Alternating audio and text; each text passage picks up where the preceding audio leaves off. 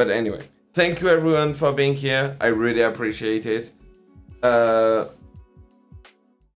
Welcome, welcome everyone. Thank you for joining us. And yeah, welcome for this brand new episode of Hippy Dippy Recruitment. And let's go with the introduction. Let's start with Fabian Liberty. Yeah, so I'm not exactly sure what kind of structure you want for this. You just want like a name, what we're about, and whatnot, or what? Yeah. Name. If you want to present your stream and where people can find you. Yeah. So we're Fabian Liberty. The name just kind of comes from it's a duo stream with my buddy. Comes from okay. Sorry. It just kind of comes from the Fabian Society. We take a kind of slow and incrementalist approach to anarcho-capitalism. So we are a very economically right-wing and hardcore anarchist or radical libertarian channel.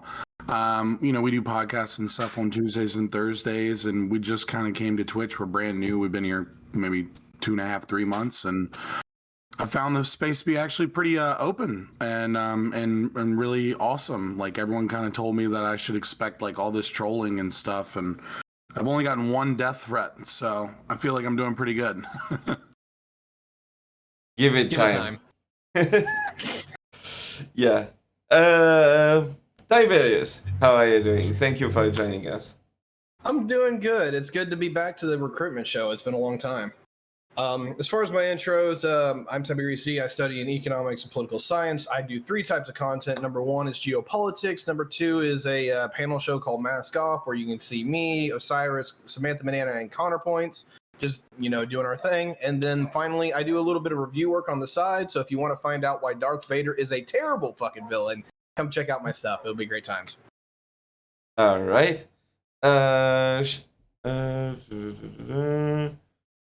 Lirashi.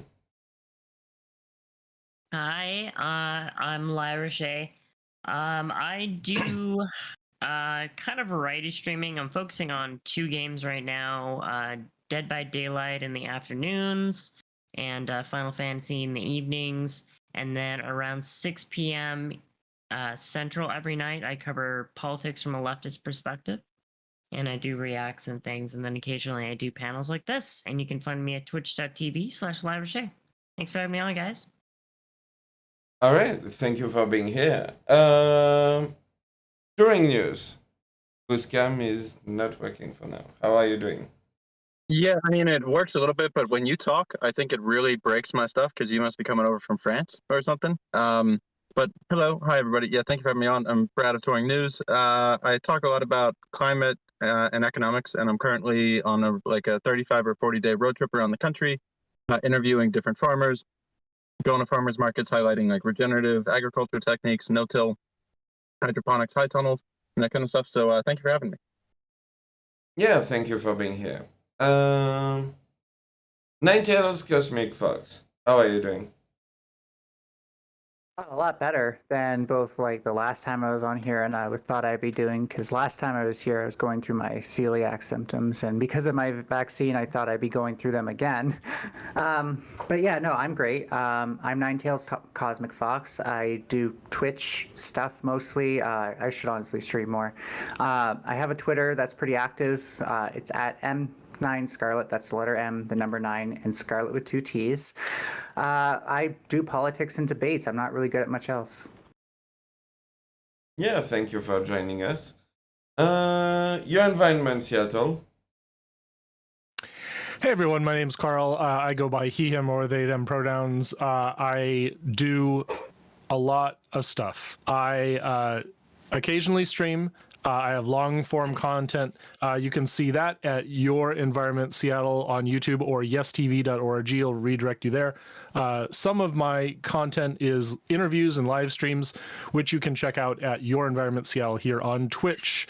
I organize with Seattle DSA and a bunch of local environmental groups, including Seattle Friends of Fission and there's just so much. But I guess I'll plug a friend just released their game on Steam a couple weeks ago. It's called Wilder Myth, and it's getting some great reviews. They really worked hard on it, and I played that occasionally. I'll be streaming it once in a while here. So Nice. How do then suck? Hey, what's up, everybody? Hardwood Sock. Kind of new to the Twitch. I mean, I've been here for like 2 months or something. Moderate conservative, center right. So everyone hates a centrist, which is awesome. I mainly do like conversations with people that I don't agree with, whether it be right or left. Just to kind of have productive conversations without like the whole, That enlightened centrist on the panel. without screaming at each other or calling each other names. So I'm all about productive conversation. Looking forward to talking to a bunch of people that I haven't talked to before. So, thanks for having me. Yeah, thank you for being here. And last but not least, SDA. Hey everybody, it's been a little while since I've been back. I had to take a couple months off to go treat myself and kind of get my head right, but I am Shaved Dog's Ass. Don't disrespect the name or I'll disrespect you.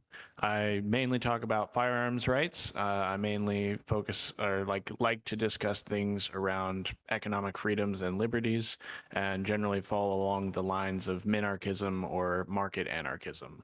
I think that right now I'm trying to combat my own forces of evil and trying not to succumb to doomerism. So if you want to come and educate me on the world and try and figure it out and what we're going to do for the next 30 to 40 years as everything looks pretty bad, come hang out. I play a lot of different video games, mainly Mordhau and Beat Saber. So yeah, just pretty chill, and hopefully this panel is going to be chill too. All right. Let's go over the rules real quick. So, Hippy Dippy Recruitment. So it's going to be one topic, one palette cleanser. So it's a light topic, usually not related to politics. And second topic, the last time you can address a topic is during the opening for the next one. Don't interrupt during opening and closing statements. So it's going to be opening, free form where you can engage with each other, and closing statement. Don't interrupt during opening and closing. If I talk, it's only to moderate. So when I talk, no one else talk.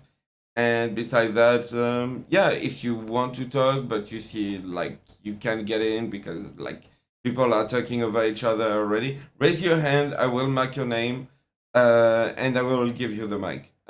Try to keep that as a last resort. But yeah, if you see that you can make it, raise your hand. I will mark your name. And with that being said, let's jump right into it with the first topic, which is Biden presidency so far. So I think we're gonna have some pushback. So what did you like? What did you don't like? What are you expecting? What were you expecting? So yeah, let's start with Lyra. All right.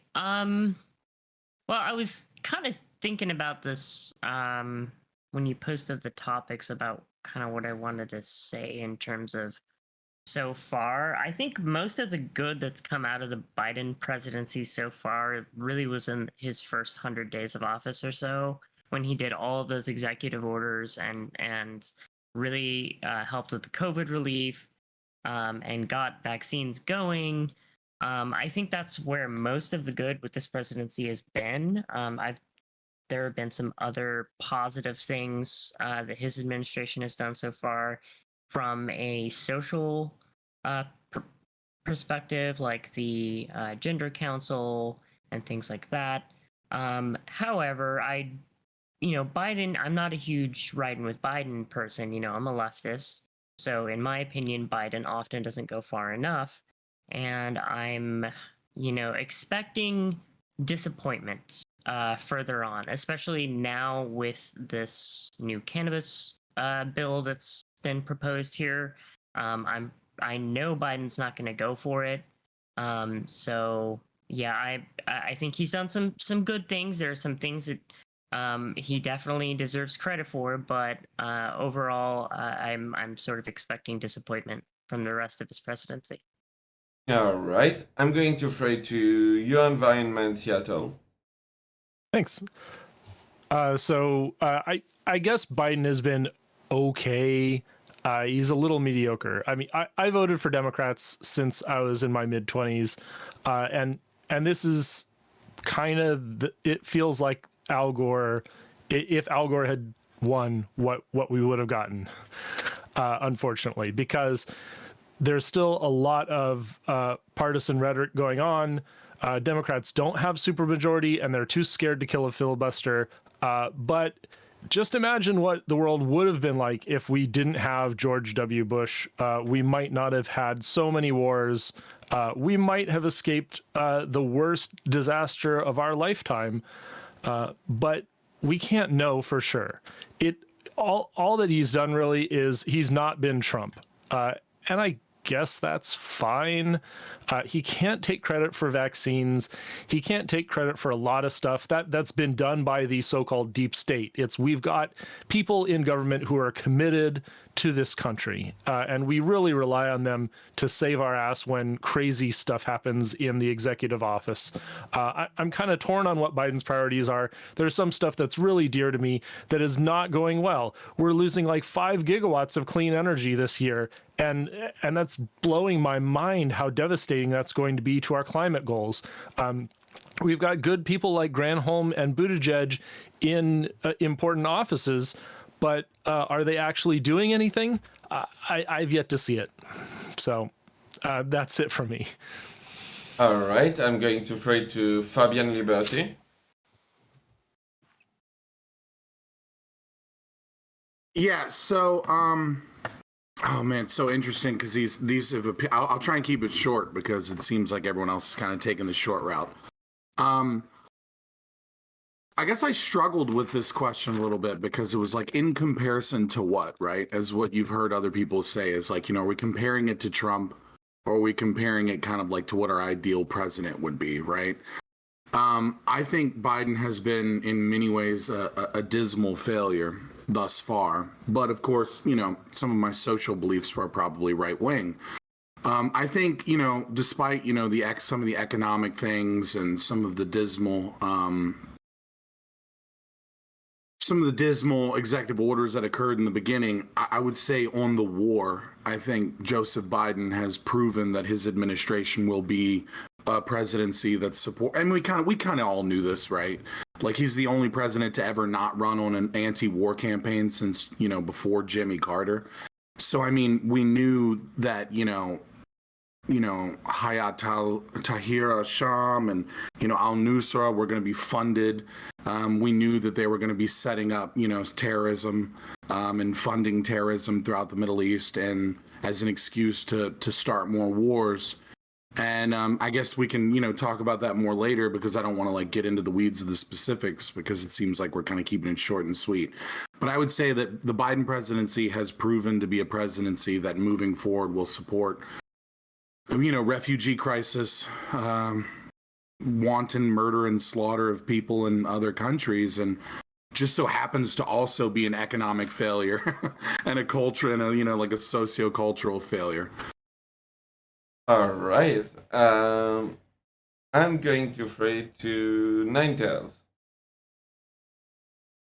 Yeah, so with Biden, I was definitely, as a progressive, just glad that Trump didn't get another term. I want to point out that Biden is like your standard politician. He says what he thinks needs to be said to get the Democratic Party in power and get himself elected into office. So what he's doing now is he's appealing to the status quo, which is apparently to appeal to slightly more progressive leftists, which I'm glad he's doing. However, I'm not confident that this is going to mean much for the rest of his time in office. He should have been fixing what's going on with Cuba by now, and the fact that he isn't is just disgusting. That should have been changed right away. All right, I'm going to throw it to Tiberius.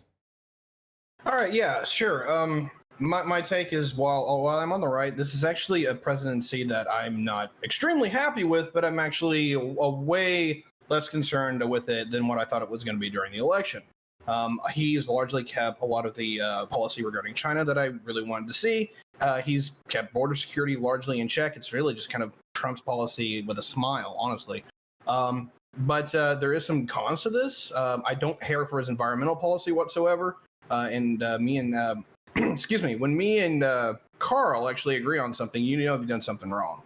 But as far as everything else, of course, I'm not going to care about his gun policy and a few other things. But it's not a terrible president. Sorry, it's not a terrible presidency. Very centristy, very milquetoast, and I can deal. Thank you. All right, I'm going to throw it to Touring News. I only voted for Biden or the Democratic Party because of a lot of EPA regulations that Trump had taken away. I think there was around like 95 of them that he kind of rolled back. During the 100 days of the executive orders, a lot of those regulations got put back in place, and that was pretty much kind of what I needed to see happen. Aside from everything else that he's doing, we're not going large enough on infrastructure. I mean, I've been looking through some cement bills and bridges and everything that we need to fix. We're not really pushing towards green energy, even though we're kind of saying that we are. There does seem to be more, state management into. I don't think that anybody has a good take on what to do with social media, but this administration doesn't have it either. So I'm kind of just, he's a person. He's there at the moment. To me, to whoever was saying that they're a doomer from time to time, I've been driving around the country. I'm going to different farms. I'm seeing what's happening with droughts. I'm talking to farmers about, are they making money? Aren't they making money? And we've got a day of reckoning coming with water crises, with soil crises, with food crises, and so forth. And I've not seen conservative or liberal Dems with much of a solution. So we'll pause there and give it back. All right. And Shave Dog's House.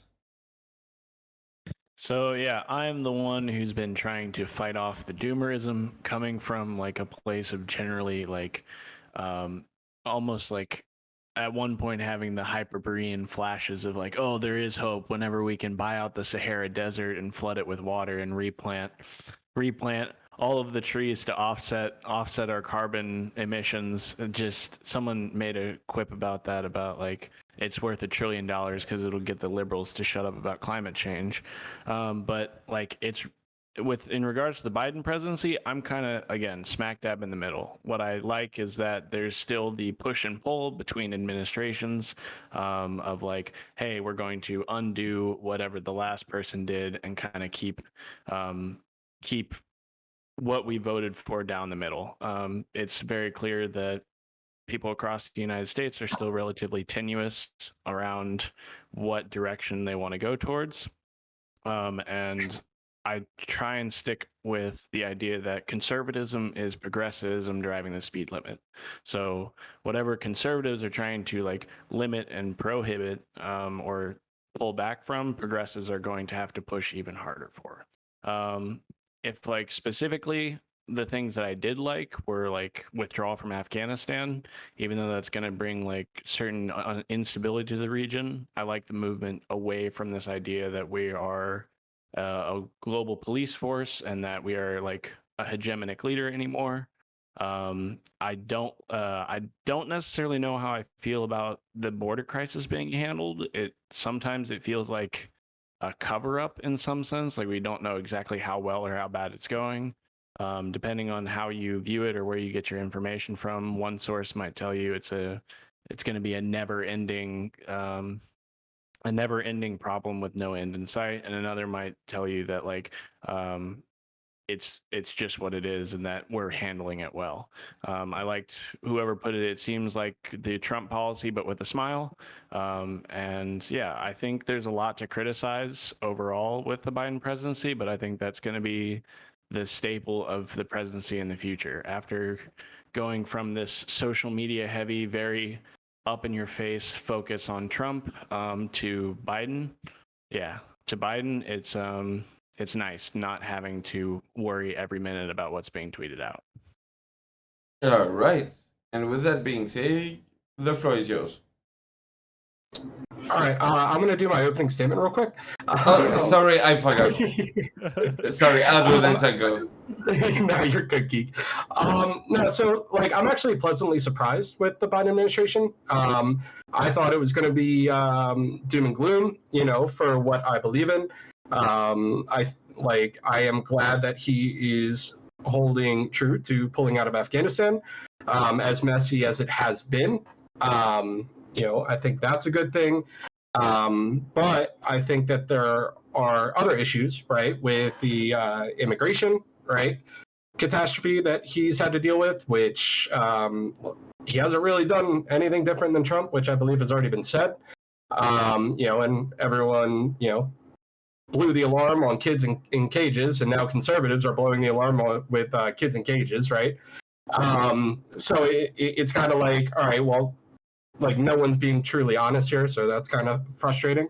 I think that, you know, there are definite issues when it comes to economics, right?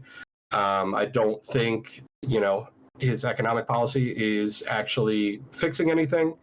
You know, COVID, all right, he got people vaccinated. The vaccine was just coming out when Trump was leaving office.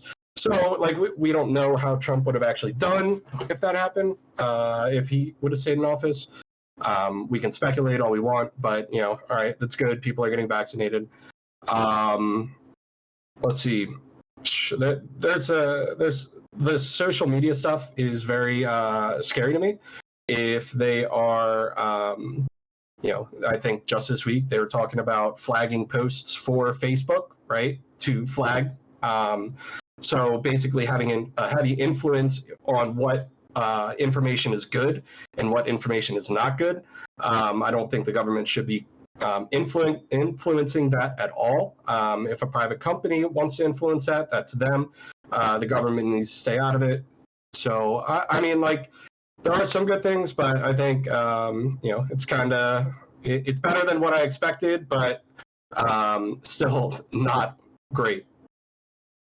All right. And with that being said, shit.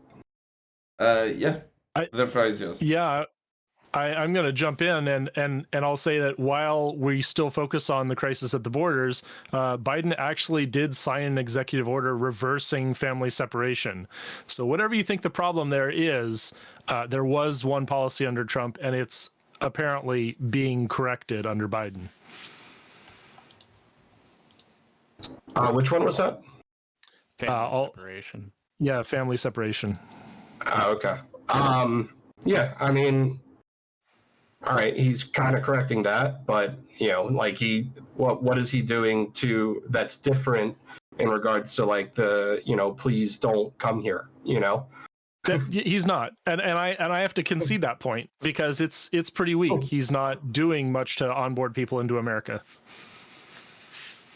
It's a good first step, but it doesn't nearly go far enough. I mean, it's a good first step. I'm glad we're having this conversation, but yeah, we need to do a lot more than that. I mean, the problem is by reversing that, I mean, it just kind of, it's the same. I mean, you're not getting rid of the problem now, right? I mean, because family separation exists for a reason, and it doesn't exist because, like, you know, the GOP enjoy, you know, screwing over immigrants. It exists because people sex traffic and coyotes use children as a means to get people into the country. And is that more common than actual families showing up? Because if that would only make sense if that were more common. I don't see why you would do that if it was typical that real families would show up more. I mean, I don't have the exact data available to me, though, like what percentage, but like that is, at least from the intent perspective, what the reason for family separation is, right? They're not doing it because they like breaking up families. They're doing it because they feel that they need to because of a present problem, right? Well, then I mean, I should guess have data. I mean, we should have more data on that. It should be. I mean, I don't think that anybody has any actual good data on it, as from what I understand. But you know, maybe it's a good thing. So it could be red meat, right? It could be. I mean, that was the whole QAnon thing, right? It could just be galvanizing support, and so he's, oh, look what I'm doing, I'm signing an executive order to stop the bad sex traffickers, but we don't have any data. Yeah, Yeah. and I'm just kind of wondering, like, the people on the ground believe that it was important. and there must be other ways to do this than separating people, like, you know, putting, like, maybe like a more temporary separation where you put the child in with a worker and you get them to like talk about their family and what their life was like and see if that matches with what the person who claims to be their parent says. Or just like not let them in, you know what I mean? Like just like why separate them and keep them here, right? If you could just go, no, you're good. Go to the other side of the border. We don't Because want. it's not a throw 'em binary back in the thing. river. Well, a big part of this. Luckily, it's not that binary, and we actually have like a nuanced set of options. Right, but I mean, like, why accept them at all if you're going to separate them or if you have an issue, right? Like, I mean, like, yeah, like if your case is that, like, if that was the only thing we could do, why let them in just to be cruel to them? Sure. But yeah, that's what I mean. I'm just saying, like, when you're like 600, 700, or 2,000% capacity, like they are in Texas, right? Like, we obviously can't house these people, and we obviously can't just take random people and introduce them into our society. So it's like the solution then isn't like denying them access. Let's fix our immigration policy. Let's make an easier path to citizenship then. Can everyone hear me, by the way? That's what a lot. Yeah. I can hear you. Yeah. Okay, I'm just getting talked over a lot. Policy in general that needs to be addressed. Yeah, I mean, or you could just be more hardline with it, right? I mean, obviously, I have a question, Fabian. I have a question about all this. Yeah. Yeah, where do you think is the reason that a lot of immigrants are coming? Okay, because I'm going to lay what mine out is. I think that the United States overthrowing governments in Latin, Central, and South America, supporting narco-terrorism states, the war on drugs, and other economic sanctions that we've put on people, in addition to how they're dealing with crippling effects of climate change, are going to lead to more and more and more refugees and migrant crises. So where do you put any blame for the United States? I'm sorry? I said I would agree with all of those. I mean, you have American corporations that are protected by the states, such as like Chiquitas, for example, is just one example, right? Like you have literal banana republics, right? Where, you know, our economic policy and our, you know, kind of like evil dealings with the World Trade Organization and tariffs on Europe to, you know, support banana republics and companies that spend millions of dollars to support right-wing terrorism in South America to maintain kind of their power and control of the region. Obviously, the war on drugs, like obviously the exporting of our drug war in terms of the violence. And, you know, we have a lot of gang individuals that are, you know, trained here in America in American gangs and then deported back to those countries that can't even house those people. And so you have like MS-13 is more popular in South America than it is in America because of our war on drugs and because of our immigration policy, right? Like, I don't in any way, shape, or form condone all of the horrible state actions as an anarchist that have occurred. I'm just saying, like, I don't understand this. Okay, this but what do we do? policy. But what do we do? Well, I mean, So, like, I how would do we love to make get up rid of for those things, right? that damage?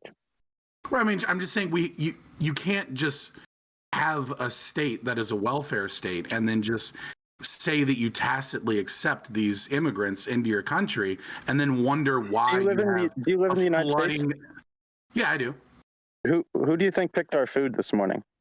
Because it wasn't me. I fail to see what the point there is, right? Like some of our food is international, right? Some of it's migrant workers. Like, what about it? A lot of it is illegal aliens, that some might call it, or migrant workers, because the work is that gruelingly difficult. Okay. What's your point? Are you trying to like another thing to add into the conversation? Like some empathy response from me about like the immigration crisis? Like, what's your point? You're appealing to laws. Yeah, go ahead. Yeah, I would challenge you on this notion that the United States is essentially a welfare state in any shape or form. Like, I'm typically one for, I've talked with you a little bit beforehand, but like typically when it comes to minarchism or anarcho-capitalism, we're very much in support of open borders, even with the existence of the welfare state. I remember back when I was my young little conservative self, not understanding why open borders or freedom of movement across the lines was a good idea until I really got into like some of the published studies on this, and that even with the existence of like our welfare programs, like having people move, like the biggest boon to your economy is immigration. Like having people move here, and like they're going to need houses, they're going to need food, they're going to need jobs, and they're going to add to your social stimuli that to like nth degree. Something like I would have to go back and look at it, but it's something like an open border policy with the rest of the global South, or with a more open border policy, an easier path to citizenship would generate something like $16 trillion over some ridiculous amount of money just over the next 10 to 15 years. Now, the other part of that is we don't know exactly what the social argument is. We don't know how to accommodate that large swath or mass of people, or maybe our social systems can't accommodate it. So like, what is the driving? I guess we kind of know some of the driving factors of why people are trying to move here. Maybe it's there's a huge labor shortage. Mhm. Maybe there's like just I don't know. So it's kind of like, what is the core tenets of what we move towards? And I'm personally like, would just be like open borders, because that's what the economists have said is like going to be beneficial. Yeah, I don't think that's an anarcho-capitalist perspective. Open borders is not an ANCAP perspective, right? I mean, like if you read, Hoppe or von Mises and the way that they describe borders, it's ANCAPs don't believe in open borders; they believe in private borders. Except we don't have private borders in the nation, right? You have enforced integration, right? When the state has an immigration policy, right, and says that you can't discriminate against certain workers, or that you don't have the freedom of association to, like, live in a sundown town if you want. Like, I don't know why you would want that, but if you want that, right, or if you want to work in a factory that only hires local individuals and not migrants or legal immigrants and things like that. There's a lot of reasons why the idea of open borders is nice if you have private borders, but if you don't have private borders, the only thing you can do is go for the next best thing. And the next best thing is for the state to take a position that is closest to what one would assume private borders would be like, which would be, difficult immigration policy that includes meritocracy into the system, right? You shouldn't be taking a large amount of refugees. Instead, you should be taking individuals that are, not just in lottery systems, but individuals that are college educated, high IQ individuals that can prove, economic viability while here and can support themselves. But instead, what you have is a large swath of an immigrant population where a majority of their free money past their marginal propensity to consume, all of their marginal propensity to save moves out of the American economic system and usually goes back to South America. You have right. Well, let's cut it off at there. Yeah. Because this is just going on. So, and let's shortcut a bit. A lot of us are familiar with anarchism and libertarianism, and the idea, really, that you have to have earned your place in society. That's sort of like an implicit bias there that we should start with.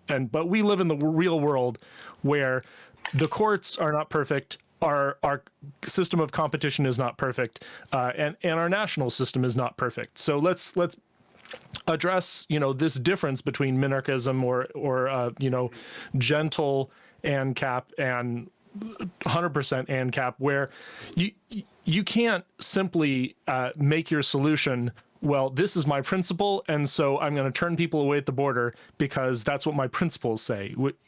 I'm more of an anarcho-communist, and I think, well, even though I think we should have ultimate super plentiful resources such that it's trivial to feed everyone on the planet and provide energy to everyone on the planet, that's not reality right now. And so we should do our best work, and that best work for me is dismantling laws that protect people who have hoarded property and profits for themselves.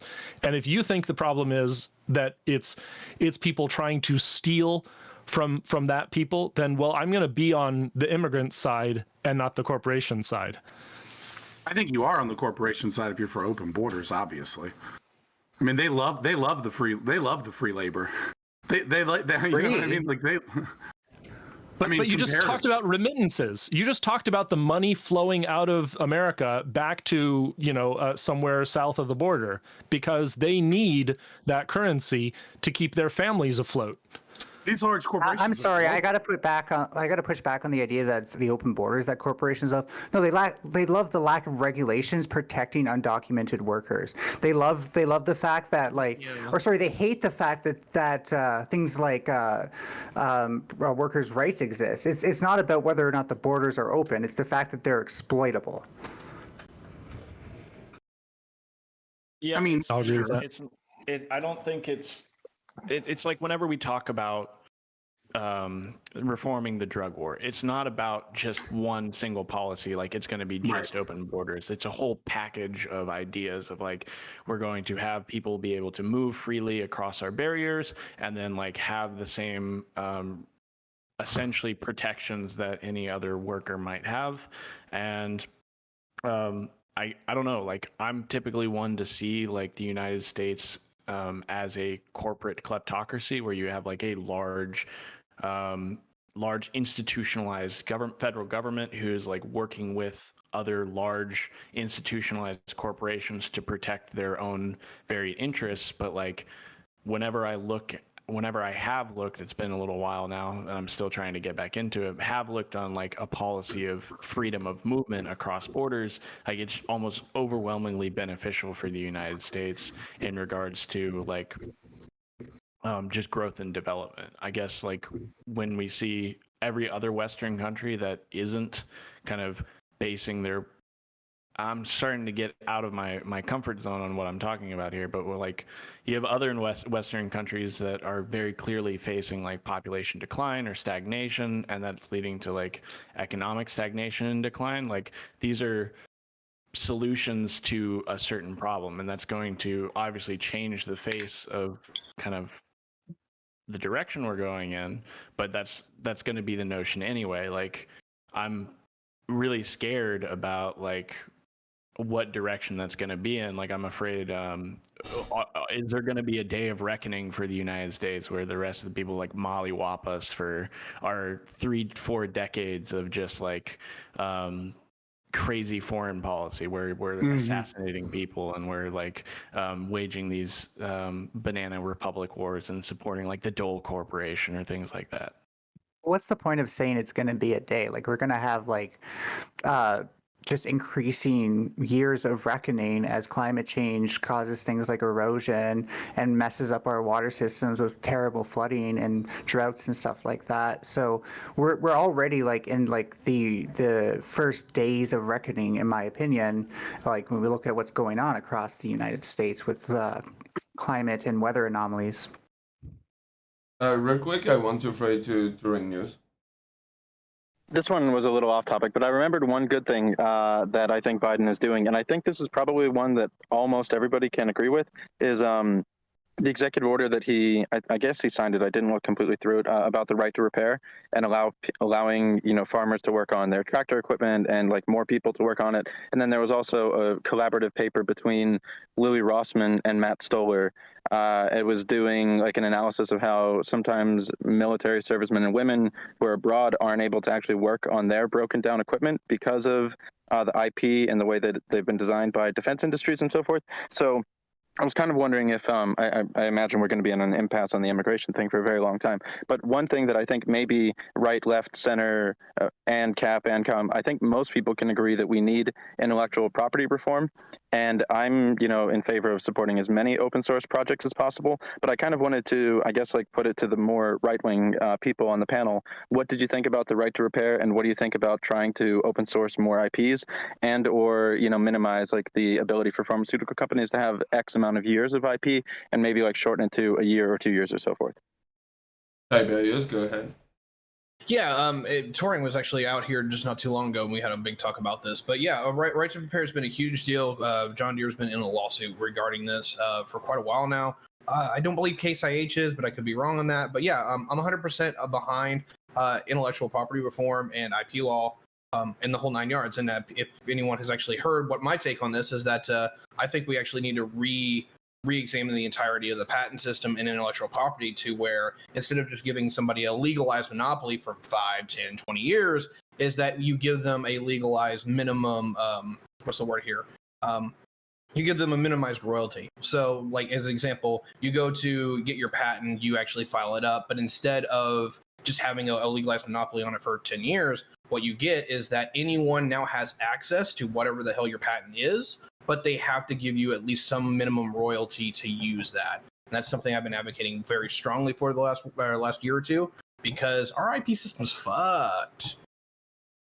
I would totally agree with you if we had better controls on anti-competitive practices. I think that that's a really good example of how a sane policy could lift up people like small businesses of many different industries. The only problem is when we have massive consolidation, like we saw with Amazon and Microsoft and Facebook starting to go in this direction, that you really harm competition, even if there is like a moat of payback to the inventors. Yeah, I'm 100% with you on this. Like antitrust laws are incredibly out of date, and even if they're not out of date, we don't ever use them. And one of the biggest things that I'm very happy about seeing on the right, whether a lot of things I'm upset with, but at CPAC, is that they've actually been saying trust busting again, which I'm very excited for, and I hope that the right actually picks up that hammer a little bit. But we'll see what happens. We know that's sour grapes about Facebook and Twitter. Oh well, definitely. There's no. There's a lot of that. That's definitely like a lot of hate towards the big tech and whatnot. I definitely 100% with you on that. That being said, I think Google is a leviathan that needs a head beating. But on the other side of that is that hey, anything that gets us on the ball rolling to actually start breaking up some of these massive conglomerates that are just literally too big to fail is a threat to our national security, and we must deal with that appropriately. I mean, I like to usually point out that like any change in laws is going to greatly benefit established market players. Like I used to like to really get into the details of the origins of these large tech monopolies like Facebook and Google and even like Microsoft or Apple, were people who maybe not so much Microsoft and Apple, but definitely Facebook and Google, people who had like direct access to quasi-governmental resources. Like the first people to get to the internet were like Facebook and companies like Google and Yahoo, and like how they positioned over time was one to work very closely with governments on these things. Even like you see it especially with the telecommunication companies. So when I look at IP laws, I see us, maybe this is the realism coming in, but it's like what was that, the law with telecommunications that like even speeds for everybody. Network neutrality. Yeah, so like network neutrality seems to be like a band-aid over this massive, what's state enforced monopoly that companies like Comcast and AT&T went state by state building. They're like, oh, it's going to take us decades to undo these kind of legal structures through lawsuits and competition, so we might as well just like work with the too big to fail people. So I'm afraid it's going to be like a rug pull, and like the people that are going to come out on top are still the established market players. Well, you had me a little lost there when you said that that these corporations benefit from any change in the rule. Can I just get you to elaborate a bit? Do you mean like any like when we change the regulations, bigger corporations are less affected by it? What do you mean by that? I don't think that that's an absolute truism. Yeah, it's just that like they already have so much of the resources and the I don't know how to phrase this accurately right now. Maybe Fabian can back me up a little bit on this, but because I've lost my mojo and my rhetoric around it. But it's like we shouldn't be fearful of any change to make things better, but we need to be very careful about things that we don't see that are going to happen. So like even that 10% of royalties is going to greatly benefit someone like Facebook or Google, who are going to have, you could see them fracture, or you could see like we're in an age of like these massive market monopolies, and if we're going to break them up, what's that going to cause? It's just like a fearful reactionary claim that I'm trying to put forward. Fabian, like you want the this? self-admittance. Yeah, no. So I mean, in terms of answering the original question, even a broken clock is right twice a day, right? Like I think right to repair is kind of something we can all agree on. For anyone that's kind of like in the political know, and it's one of those things that you can come from a very hardcore left-wing position or a very hardcore right-wing position, and in both places, find some satisfaction with that, right? I mean, I think most people are very upset with large corporations kind of setting themselves up to be, I think most people are upset with, let's say, Apple, saying that, you bring in your Mac to Apple and they say, oh, your GPU's broken. And you're like, well, that's funny because this laptop doesn't even have a GPU. Right? Or a dedicated GPU, right? Like I think in the whole John Deere tractor situation where farmers are having to find firmware from Ukrainian developers so that they can fix their own damn tractor, even though they already actually fixed the tractor. They just need to update the code so that they can maintain their crops. Right. I mean, I think that. Now, in terms of intellectual property, that's an interesting thing to field. This is where I would probably disagree with, where I would probably agree far more with the left, but even more radically than the left is that I don't necessarily believe in intellectual property rights and patent law. I think that it really just kind of stands. I was wondering, sorry to interrupt you. You can get it back. I was wondering if you were so far to the right that you didn't think the government should enforce it, and I'm interested to hear you go through this. So yeah, thank you. I'm kind of there too. I'm like, IP law in totality is cringe. Like if you can't protect your idea, you might as well. Pretty much, yeah. I mean, I understand the idea that this small inventor, you know what I mean, is going to have their ideas stolen from them by someone with large amounts of capital to reproduce this idea. But I think that that's something that the market can easily handle with, patent corporations that can, devise contracts that field these ideas to people with large amounts of capital that have the means to producing them. I mean, for example, with the pharmaceutical industry, right? Because it's kind of the original intent of the question, right? One of the interesting things that causes healthcare prices to be so high in America is that we do a really poor job of protecting our intellectual property from other countries and their healthcare systems. I mean, 53% of all novel pharmaceuticals are invented in the United States, right? So the entire world cannot equal the same amount of new drugs created in America, right? And at the same time, generics and kind of reformulations of that intellectual property are often sold and distributed by governments to their people. And this is one of many reasons why, it's a very small drop in the bucket, but it's one of many reasons why healthcare is so expensive and drug prices are so expensive. Is the lack of intellectual property rights protection. I want to I kind of want to. After that, Tiberius. No, for you, and after that, Tiberius. Awesome, thank you. So I want to bring this back to the panel topic, which is Biden's performance, and something that I disagree with some of my comrades on the left is that we should demolish the COVID vaccine patents in order to allow more people to produce the vaccine. I think there is some justification for a little bit of protection in this intellectual property system because it allows us to verify how that drug is being manufactured.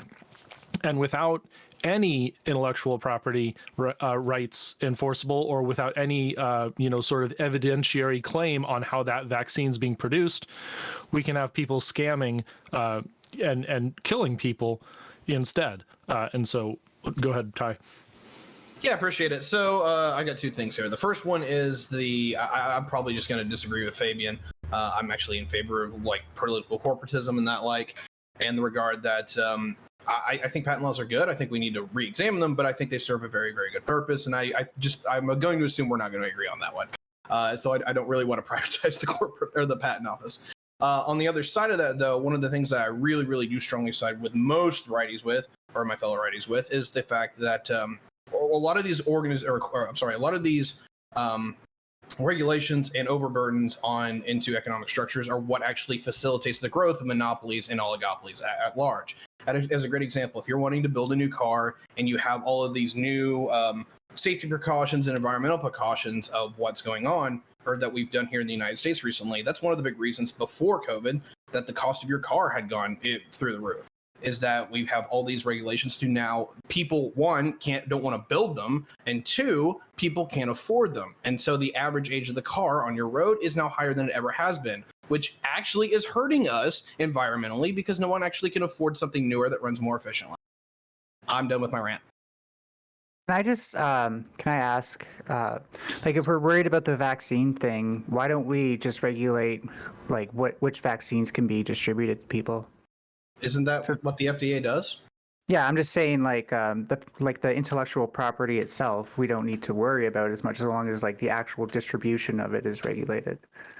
Yeah, my question is, why do we need intellectual property specifically on the vaccines to regulate how it's being, manufactured? Why do we need that intellectual? It seems, I don't know. I guess I don't understand. Maybe I don't understand how intellectual property works well enough. This is sort of the only we don't really have a international handshake agreement on how to coordinate development of the vaccine, and so simply open sourcing the production of the vaccine means that some places in the world, you could see people pop up where there's a vacuum of regulation, and you could see fake vaccines being spread through, like Mexico, South America, or other places where people are desperate for a treatment, and it could lead to negative outcomes.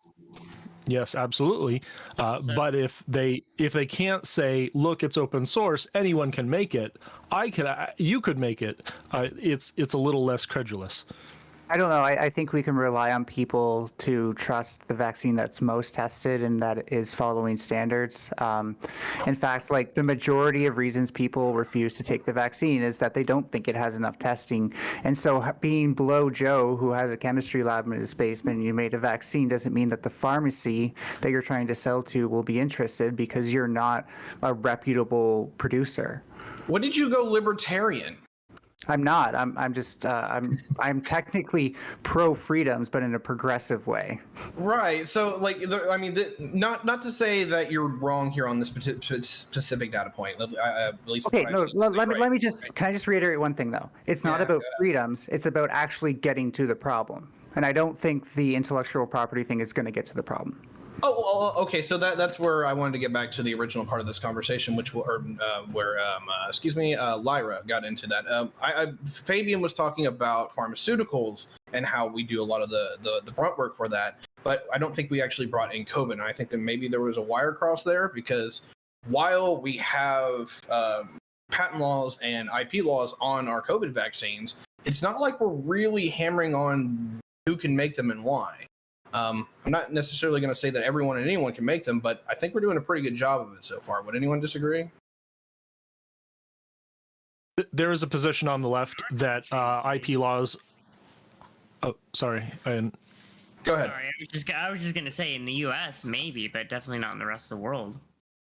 No, it's actually something that came up in my town, where we have activists who are organizing on the ground to ask for a intellectual property waiver for COVID, with the thought that it will be able to be produced more freely in socialist countries like China, like other parts of the world, where they might be restricted, or there might be something in China that production is exclusive to a certain corporation, and the way business in China works is that you have a sponsoring corporation, and that has a Western partner essentially.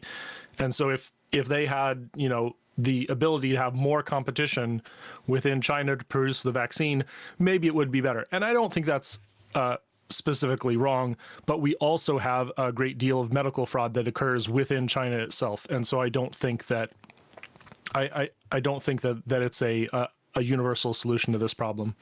Yeah, I'm actually kind of with Yes CV here on this, or what is it? It's Your Environmental Seattle. So the existence of patent laws, right, it's kind of exactly what he's getting to, is that there is manufacturing capacity in some countries, right, without the means to necessarily purchase large amounts of the vaccination. Right. And because it's socialized in some countries, the ability to for them to, publicly create the vaccine is there, but they may not have the funds or the ability to purchase the vaccine, right? So you could get more vaccinations out because some of these socialist countries could simply produce the vaccination with their own, like apart from like Joe Schmo in a basement that is like, committing fraud or like, or is just like making like a, an untested, unsafe vaccine. You could have certain manufacturing capacities in socialist countries or in communist countries even, where you're able to get more vaccine out because they're not having to buy it from Johnson and Johnson. Yeah. Or like, or like depend on charity from like the EU to get their vaccination dose. Real quick. So you think Biden did something good there? No, I mean, I'm an ANCAP. Like, I hate them all, but obviously sometimes states do things that are somewhat, beneficial, right? Like, you know what I mean? Like overall, Biden's evil. Fuck you. Right? But Can I just quickly say that like intellectual property isn't going to stop somewhere with medical fraud from illicitly producing a vaccine? But it might give the state leverage to enforce like something upon them. But with China, it's like they already basically completely ignore intellectual property laws. Yeah, I was going to say. Yeah, I just want to say I'm not hearing any real strong arguments for keeping the intellectual property on the vaccines here. It sounds to me like a lot of talking around profit and not wanting to say profit motive and bringing up all these other things that aren't profit motive. But I think really the only real argument for keeping the IP on the vaccines is profit. And I don't see any reason why we can't lift the IP on these vaccines. I don't see why we need to keep it. I'm not hearing any good arguments. And also, what socialist countries? China is not a socialist country, okay? True. I'll concede that, and I'll as well concede that profit is a factor. However, it's complicated, and I have to go back on that. It is complicated, and we can't without like the direction of the WHO or some international organization to certify production of vaccines, which should start to get a little cumbersome possibly because we're not ready to move the WHO into every medical provider in China, and yes, they do ignore Western intellectual property. They absolutely, because these corporations are part of their state party apparatus, they absolutely respect one another's rights. To as much, depending on where they are in the pecking order, maybe. Yeah, that's not going to be a universal truth. Yeah. It's the axiom of state capitalism is how do we really situate who has pecking order in this place. And as speaking even from an outside perspective, it is like trying to look in on the experience that these companies have. I don't know how much we actually really know. Yeah, and I don't know how true that participation equals protection is, because there are plenty of microchip manufacturers who do production in China, and there are plenty of adjacent factories that are producing knockoff chips of those exact brands, and China doesn't care. So I think there's a lot more to it than just being like, oh, well, they're in China. China's going to care about protecting them. I mean, I would push back a little bit on or from Lyra about like profit motive is like hugely important to what we like developed in regards to the vaccine. Like it's how these companies are going to recoup whatever they invested into it. I don't know how to. Is that still profit? Yeah, I mean, profit is why we have the vaccine, right? Without the profit motive, we wouldn't have one. Well, that's not true. You sure? Profit is literally the only reason we developed a vaccine. Seriously? I didn't say it was the only. I said it was the reason, which is the assumption there is it's the majority. One of many, I hope. Not that. Of course, it's one of many, right? But I mean, like, without a profit motive, you're not going to get the wheels turning as fast, right? Like, you're not going to get things brought to market as quickly, and you're not going to save as many lives, right? The profit motive here is obviously a positive. We can't say this for sure. No. it was a global pandemic that was literally threatening the population of the Earth. I think maybe we could have come up with something even without a profit motive. I think there was enough motive of, everyone is fucking dying to come up and yet, what bothers me about can I just point out too, what bothers me about capitalists who say this is that there is no null hypothesis to compare this to. We don't have a vaccine that wasn't made under capitalism to compare the length of time it made or how many companies were invested in stuff like that. So it just seems really true from your end because there's literally nothing you can compare it to. No, I mean the entire world was trying to develop a vaccine, right? And yet it was American corporations with a profit motive that were able to get out multiple different versions of the vaccine as quickly as possible. That's reflective of infrastructure, right? though, isn't it?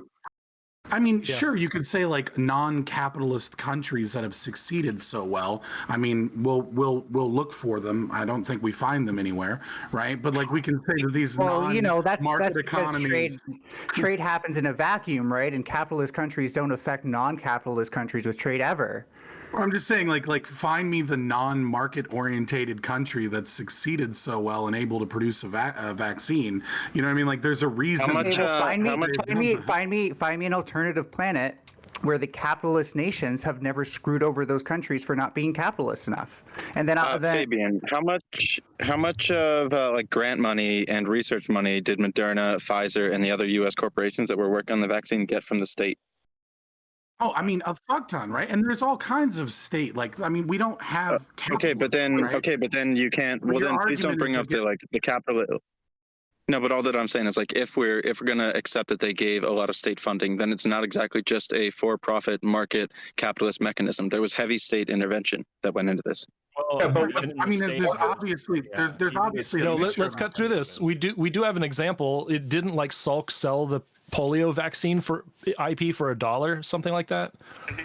And insulin, one of the people who developed insulin didn't want to patent it. It wasn't that was sold to the University of Toronto for $1, and it wasn't until a company picked it up that it started being profited from.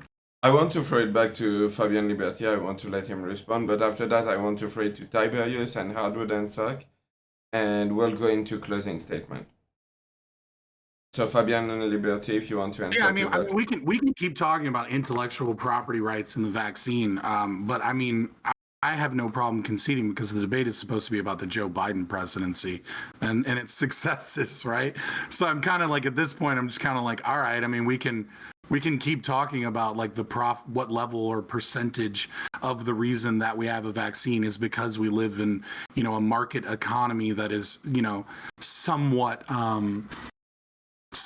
capitalistic and somewhat socialist, and that kind of mixture that most of these mixed market economies have. But yeah, obviously profit was a large reason that these companies exist or that they work in any capacity to be able to do this. And some of it is funding, right? I mean, and some of it is the Vaccine Injury Compensation Fund, right? The fact that they have immunity from being sued and don't exist in a capitalist system, but instead of, a certain judicial protection offered them by the state that allows them to pump out vaccines faster, right? So, I mean, there's a lot of moving pieces here, and, these kind of things could have their own debates and their own panels in and of themselves. But, I would still say that the primary reason that that America produces 53% of all novel pharmaceutical chemicals is because it is such a so much closer to the ability to capitalism and market economy as opposed to other places that have socialized their medicine. All right, Tiberius and Hardwood and Suck. Appreciate it. So just as a clarification, we were never going to stay on Biden for very long. This was going to rabbit hole and we were going to go beat it up. This is a Twitch panel. Come on, guys. The real chat here is that I hate when the provocative conversation comes up because usually no matter what side you're on, nuance goes out the window. Okay, I'm going to take shots at both sides here. The left always does it. It's just profit isn't the only thing. Yes, you're absolutely right. Profit isn't going to be the only motivator, right? You're going to have labor or saving labor. You can have all these other things that are going to be there as a need, right? Usually the biggest need for a lot of people is laziness. They don't want to work as hard to do the thing that they're doing before. That's one of the major investors or reasons for investment. On the other side of that is that if you're going to tell me profit isn't a huge reason that people don't want to get in here, I'm like holy crap! It's literally why we have IP law, why we have patent laws, is because while I have problems with it, it has had a huge boon into our economic development, not only in the United States but throughout the Western world. There's a reason why we all have these laws. They work. All right, hardwood answer. Yeah, so like obviously I don't know much about like IP law and shit. That's why I was silent for like the whole time. But I think, you know, in regards to government subsidies for the vaccine, I don't think Pfizer took much because they weren't exactly part of Operation Warp Speed, unless I'm wrong.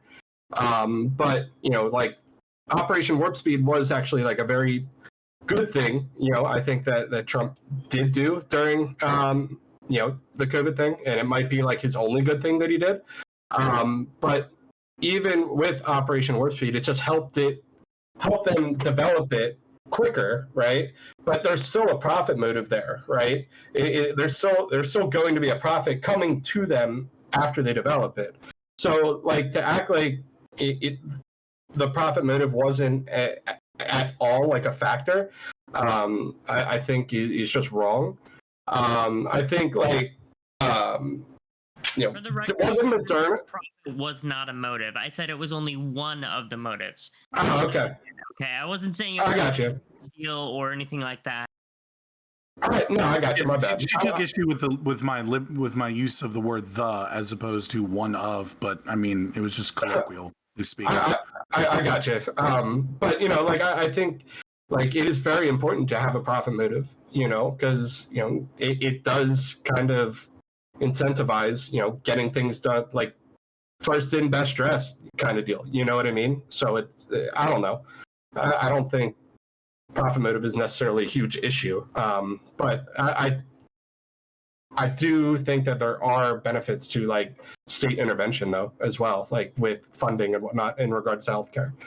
You know, but I just didn't think Pfizer was one of them. That's all. All right. And with that being said, we're going to go into closing statements, starting by Shaved Dog's House. Okay.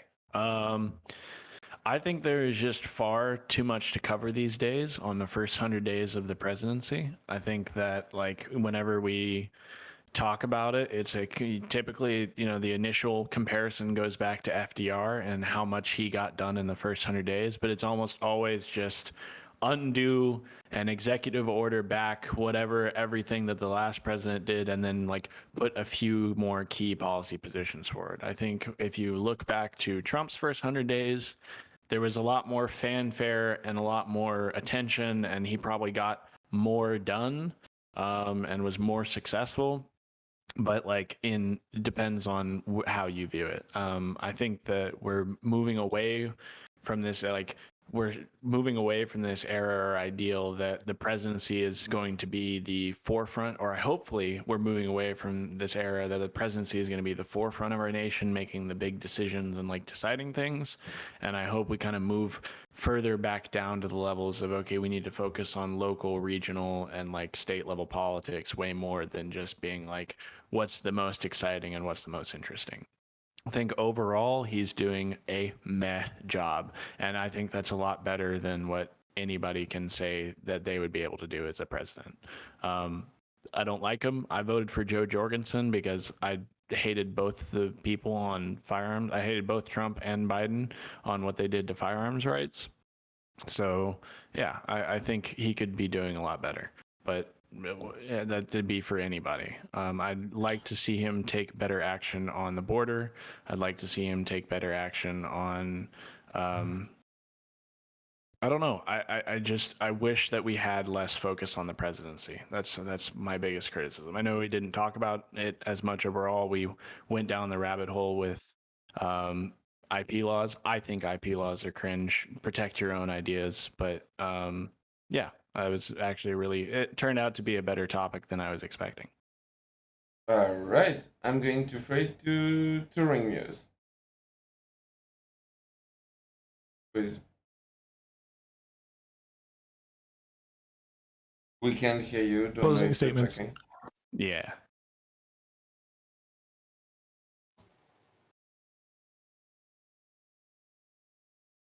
Okay. You didn't say Turing, yeah. Ninetales, did you? No, No, no, no, no, Turing, no. no. I say Turing. But since Turing isn't responding, at least we can't hear him. Yeah, Ninetales, He go just ahead. seems behind. So yeah, I guess we have two different things we can respond to. Like I said, well, I brought up certain criticism about capitalism throughout this. I think if you have any criticisms of capitalism, don't expect them to change under Biden. That's my big thing. Regarding what Tiberius said about stuff, I just have three main points. Someone else said the thing that my first point responds to, just to not confuse things. So, like, my first point is, without capitalism, there actually could be more medications researched and produced that wouldn't be, because they're not viable with a profit motive. I actually would prefer to live in a world not driven by profit motive. I think that would be actually better, even if right now we do live in a world that is primarily driven like that. Laziness is a myth. Motivation would be the true metric that you would try to consider there, because laziness would just be like the negative of that. But then again, when you think about it, capitalism doesn't really motivate people. It threatens them with starvation and poverty if they don't participate in it. So I wouldn't actually call that motivation or laziness to begin with. All right, I'm going to throw it, since he had such a strong reaction, I'm going to throw it to Tiberius. Yeah, sure.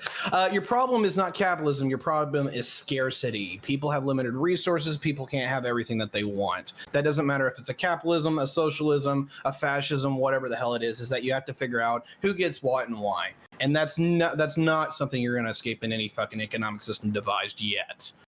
Anyway, as far as where we're at here, capitalism's pretty based. It does have some problems. It does have some negative effects that we can definitely talk about. And I absolutely I love going down the rabbit hole of, if we should fix it and how we're going to do it if we do.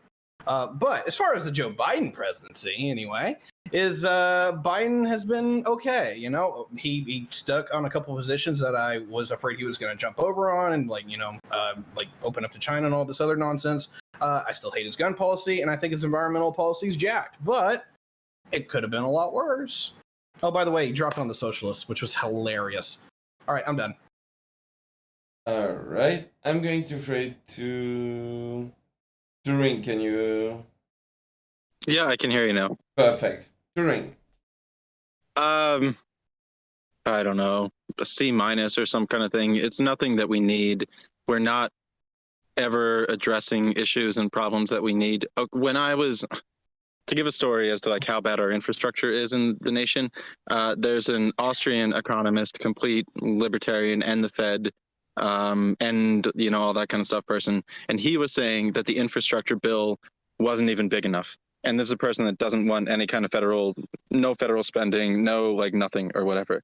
Our nation is falling apart at the seams, at the bridges, at the roads, at the highways, at the soil, at the water. And I'm excited to get into the climate topic because, like I said, I voted for Biden mostly to just pull back some of those EPA regulations or get them back on that Trump took away. He got that done. But there's a lot of other stuff that he just doesn't do well. So. All right, I'm going to throw it to Lyra. So, as far as the Biden presidency goes, I guess the last thing I'll just say is, somebody mentioned that Trump got more done when he got elected.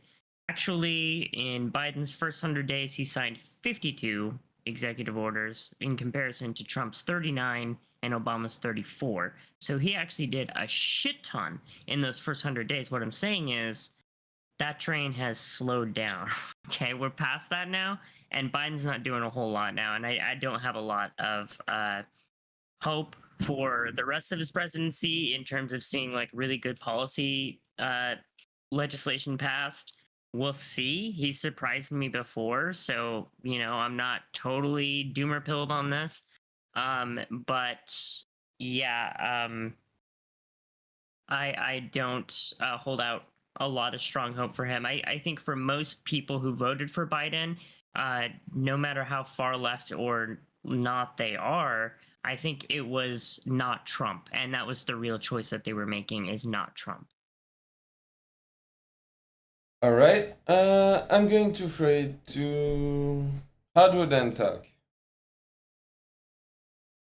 All right, cool. So I know I didn't really talk much like while we were kind of in the weeds with IP stuff and whatnot, which is cool. But I think Biden is not as bad as originally advertised.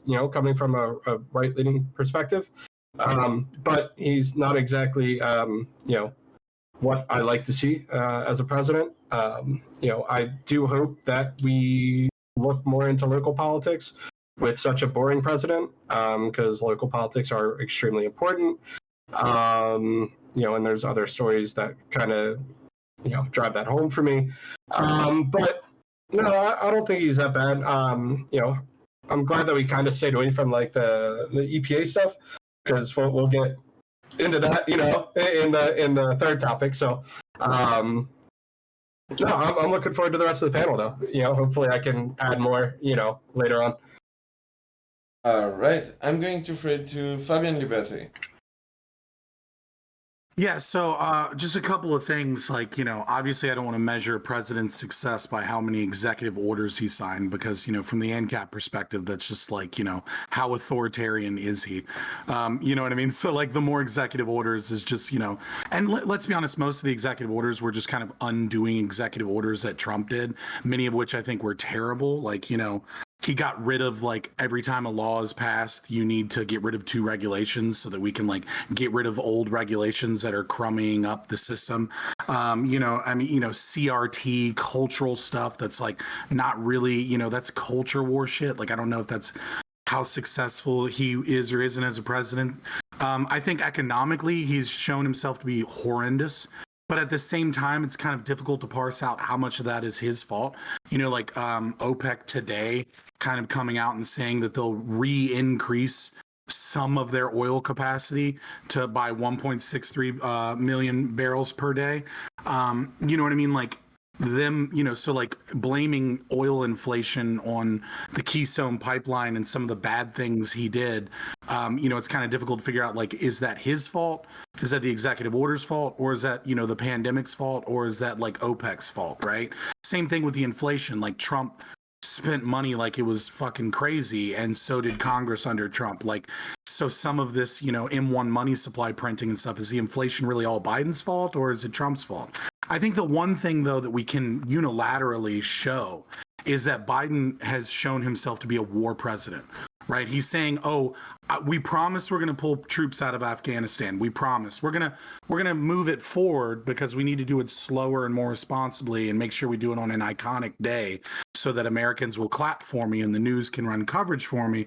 But at the same time, the Army Contracting Command, Picatinny, is spending $350 million along with Sierra 4 Industries, Global Ordnance, and UDC to make sure that al-Nusra, or, Hayat Tahrir al-Sham, HTS, in the Idlib province in Syria is being funded and given hundreds of millions of dollars in assault rifles, machine guns, grenade launchers, anti-tank missile systems, so that we can start these regime change wars again. And M114 howitzers are showing up in terrorists' hands, and we know that these are coming from Turkey, and we know that the Biden administration is going full force selling these weapons to Turkey. Trump obviously sold weapons to Saudi Arabia, as did, the Obama administration, both for different reasons. It's not to say that, that Trump was perfect in this, but he did run an anti-war campaign. James Jeffrey, lied to the Trump administration when he forced them to pull troops out of Afghanistan, and he just said he was going to pull troops out and then didn't. And this is the same guy that is, working with news media organizations to have people like Al-Jilani on PBS and saying that these terrorists that killed soldiers in the Iraq war are friends. Biden has shown himself unilaterally, and anybody that was in the know in politics knew that a vote for Joe Biden was a vote for war, a vote for genocide, a vote for refugee crises, and things of that nature. If you were just aware of Biden and the fact that he didn't run an anti-war campaign, you knew that. So I think if you care about the wars, and you care about murder, and you care about the slaughter of people, and you care about the refugee crisis and the migrant crisis, you have to give Joseph Biden an F. I mean, and Donald Trump obviously was a much less of a war hawkish president.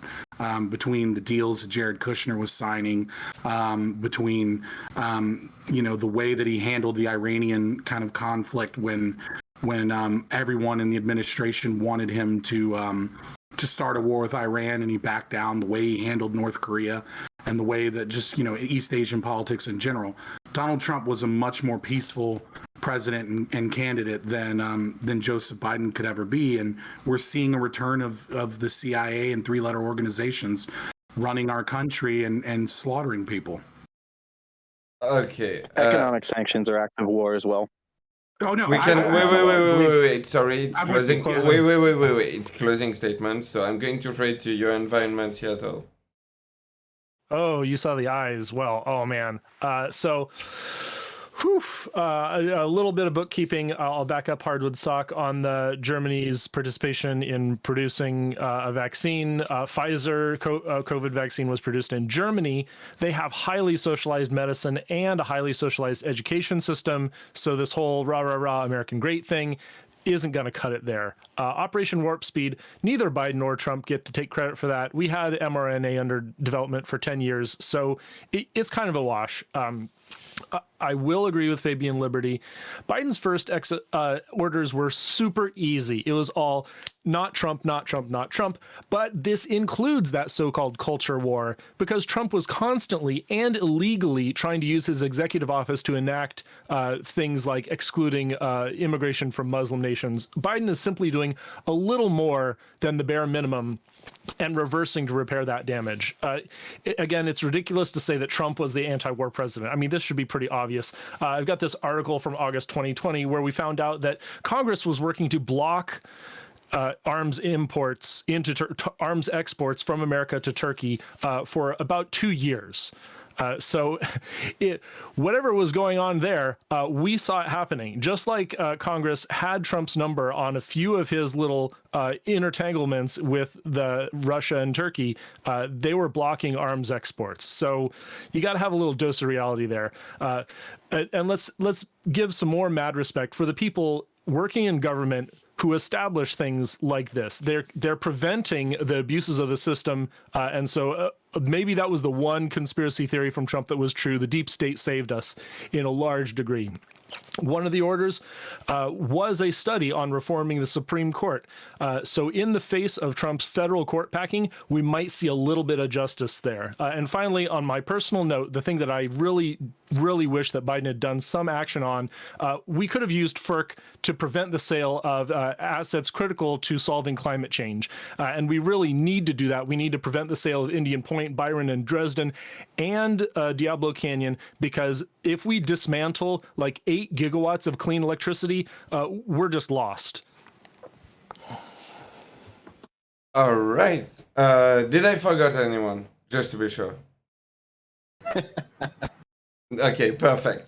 So yeah, I just wanted to say one more time, thank you everyone for being here. I really appreciate it. So Hippy Dippy Roundtable every Friday, 8 p.m. EST. Hippy Dippy Recruitment is going to be now 3:30. I think I'm going to keep this time. And right after my show, there's going to be Hippy Dippy Super Sunday, hosted by Bings. So yeah, if you like all of this content, of course. Yeah, if you like the content, please drop a follow, cost nothing and everything.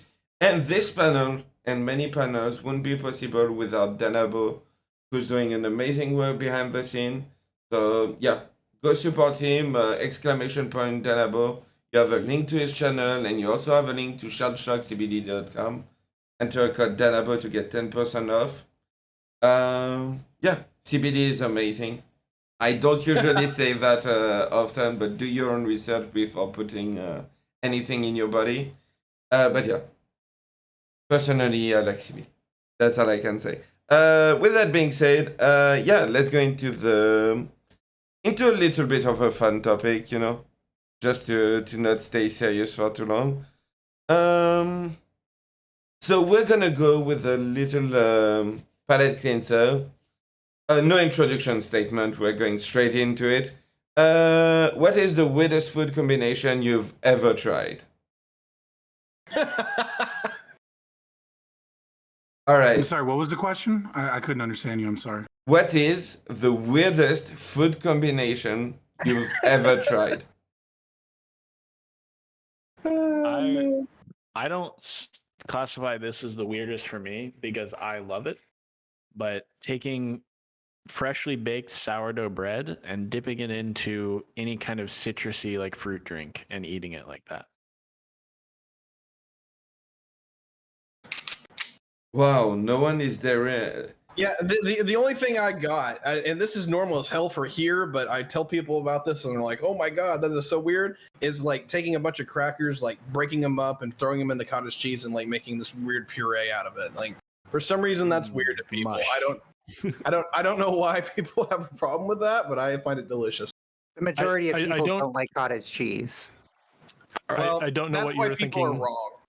Mr. Geek, getting a almost exclusively white passing panel and asking us about interesting food is the mayonnaise panel.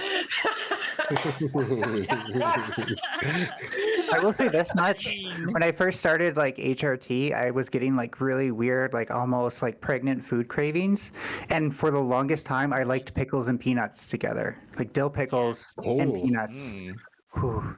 But like I don't know, like before I was celiac, I had a favorite submarine, and most people don't think that this will taste good, and then they take a bite and they're like, "Wow, tuna and ranch." Tuna and ranch subs are amazing. Interesting. Oh, Now, how does everyone feel about pineapple on pizza? I was about to say it. I was about to say it. I'm Canadian. I'm insulted by anybody who doesn't enjoy it. They're racist. I've tried it. It's not as bad as one would lead you to believe, but it's also nowhere near as good as just a regular old pie with pepperoni. I mean, Hawaiian Pineapple on pizza would makes not it a be the dessert. same. The thing is, I think. I grew Sorry. up with a father who enjoyed ham and pineapple pizza, and so he got it all the time for himself. So of course, as a kid, I was gonna try it at some point.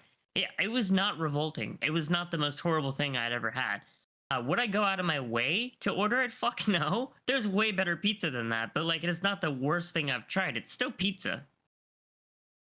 So I'll give my take on this one. I think it's really good, but there's one thing you got to do right that can completely ruin or destroy that pizza, and that is how big the pineapple crunches are. Because like if you got these like big O things, it's like slimy in your mouth. It is just not good. But if you have like really bite-sized pieces and you have like a little bit of pineapple juice on the pizza, it's delicious. Absolutely good.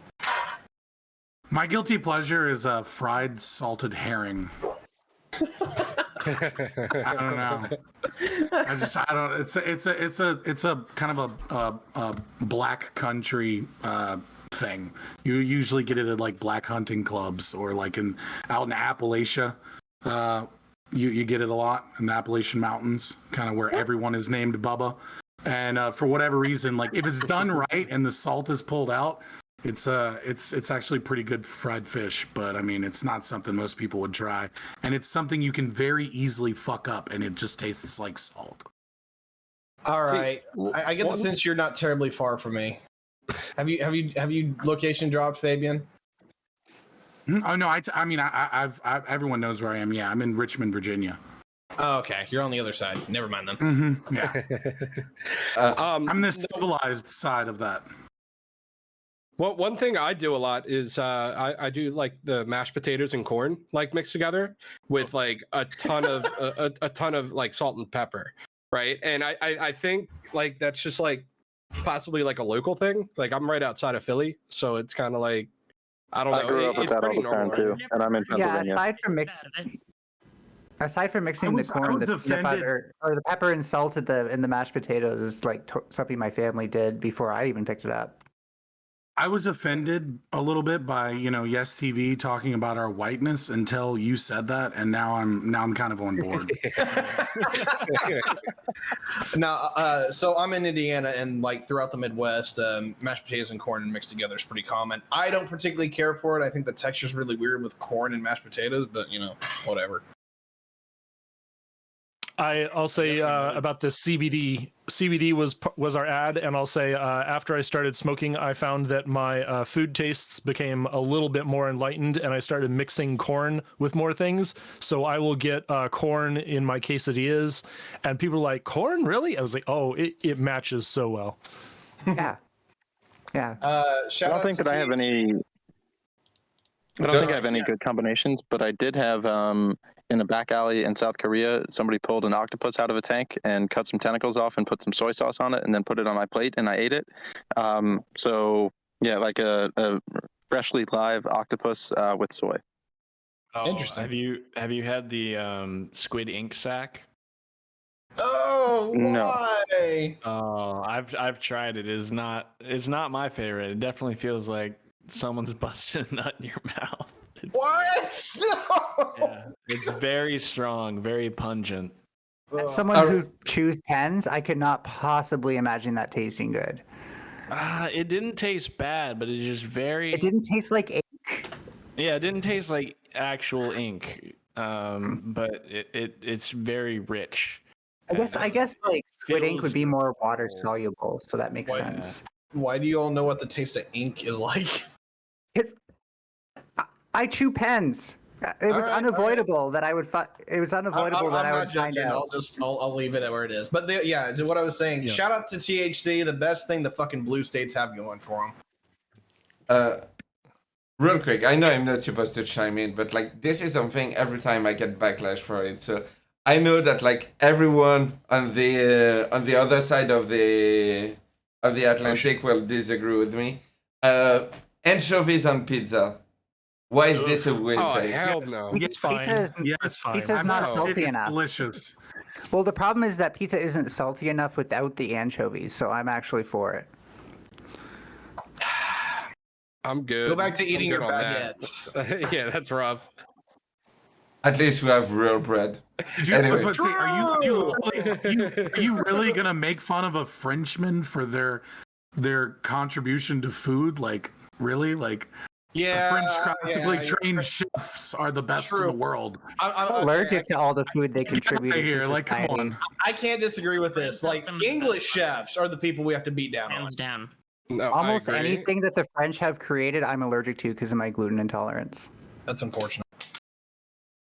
So therefore, I can criticize it all I want. I'm down for criticizing English chefs. I feel like all their food's pretty bland over there. It's not a lot of flavor. Hey, Also, don't how are talk you shit supposed to about become a good? Oh, go ahead. No, don't talk shit about beans on bread, okay?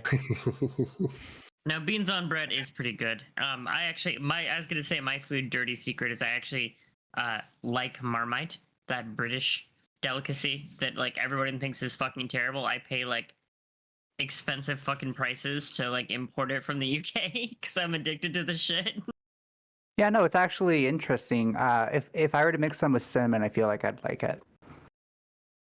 But what is it about? Okay, with the UK, as you go further north. I know that sounds weird, but like the like sweetness and richness from the peanut butter kind of counteracts the really bitterness of the Marmite. Yeah, so how come like the further you go north in the UK, the more their like delicacies start having to do with being deeper inside the animal? I guess once you get to Scotland, it's just all fucked, right? Yeah, they just opened up an animal once and we're like, that looks delicious. Wonder what that tastes like. And now let's push lard through his intestines and eat that. I'm gonna have to guess it's Fry because it. you can't grow anything in Scotland. That's actually an interesting thing to consider. You can grow peat moss. Wonderful, we can eat moss. Great. Actually, peat moss is really good fuel. Are we doing carbon tax, or are we just gonna shoot the shit? Yeah, no. I think Palette has been cleansed. So yeah, I think we're going to jump into carbon tax right now. But yeah, All right. that was fun. So yeah, carbon tax. What's the opinion on this? Yay, nay, tax bad, tax good?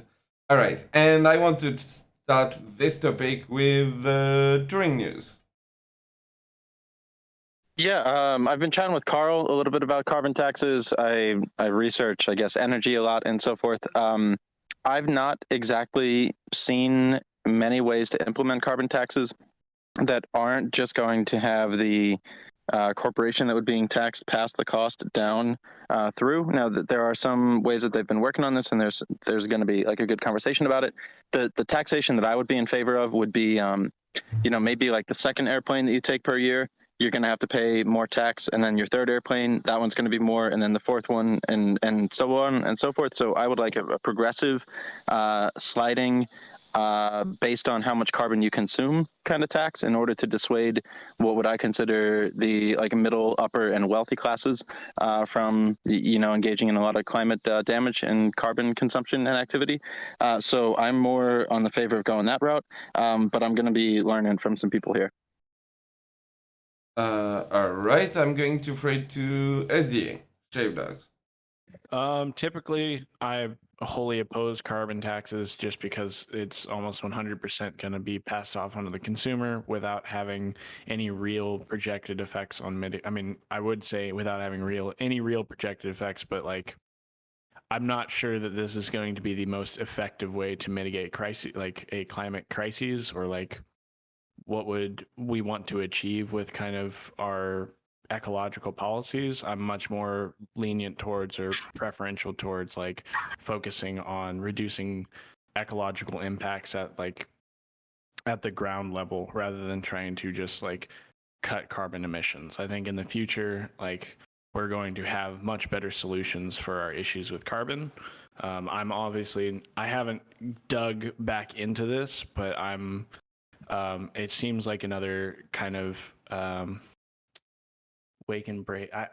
It seems it's an old policy that's just never gained traction, and I don't know why. I haven't seen recently what they want to do with it now, or kind of what effects it's going to have. But I just don't think it's going to be effective on reducing impacts of like people consuming carbon products. I think largely we just need to develop better alternatives, and if we want to like fund and I think the best option I've seen is that we reduce income taxes and we like offset that with carbon taxes. That's the best. Like I'm like, hell yeah, brother, like get those income taxes off and do consumption taxes. Like that's perfectly fine. I generally taxation is theft, but like like if I'm gonna pick one or the other, I'm gonna go with consumption taxes over income taxes. All right, I'm going to throw it to Lyra. Yeah, so I think that the carbon tax is kind of a band-aid solution, right? Like I think it's something that could do some good potentially, depending on how it's implemented. And it is something, at least, right? It is something that we can work with within the confines of our existing policy. It is not great, but it is something. I don't think it goes far enough. I don't think it addresses the real, like, my main concern is not actually the cost being passed on to the consumer, but rather the worker. That's my main concern, because I think the worker is going to get hit before the consumer. But either way, I don't think that we should just not have it altogether. I think it can still do some good within the existing policy we have until we can get to better policy.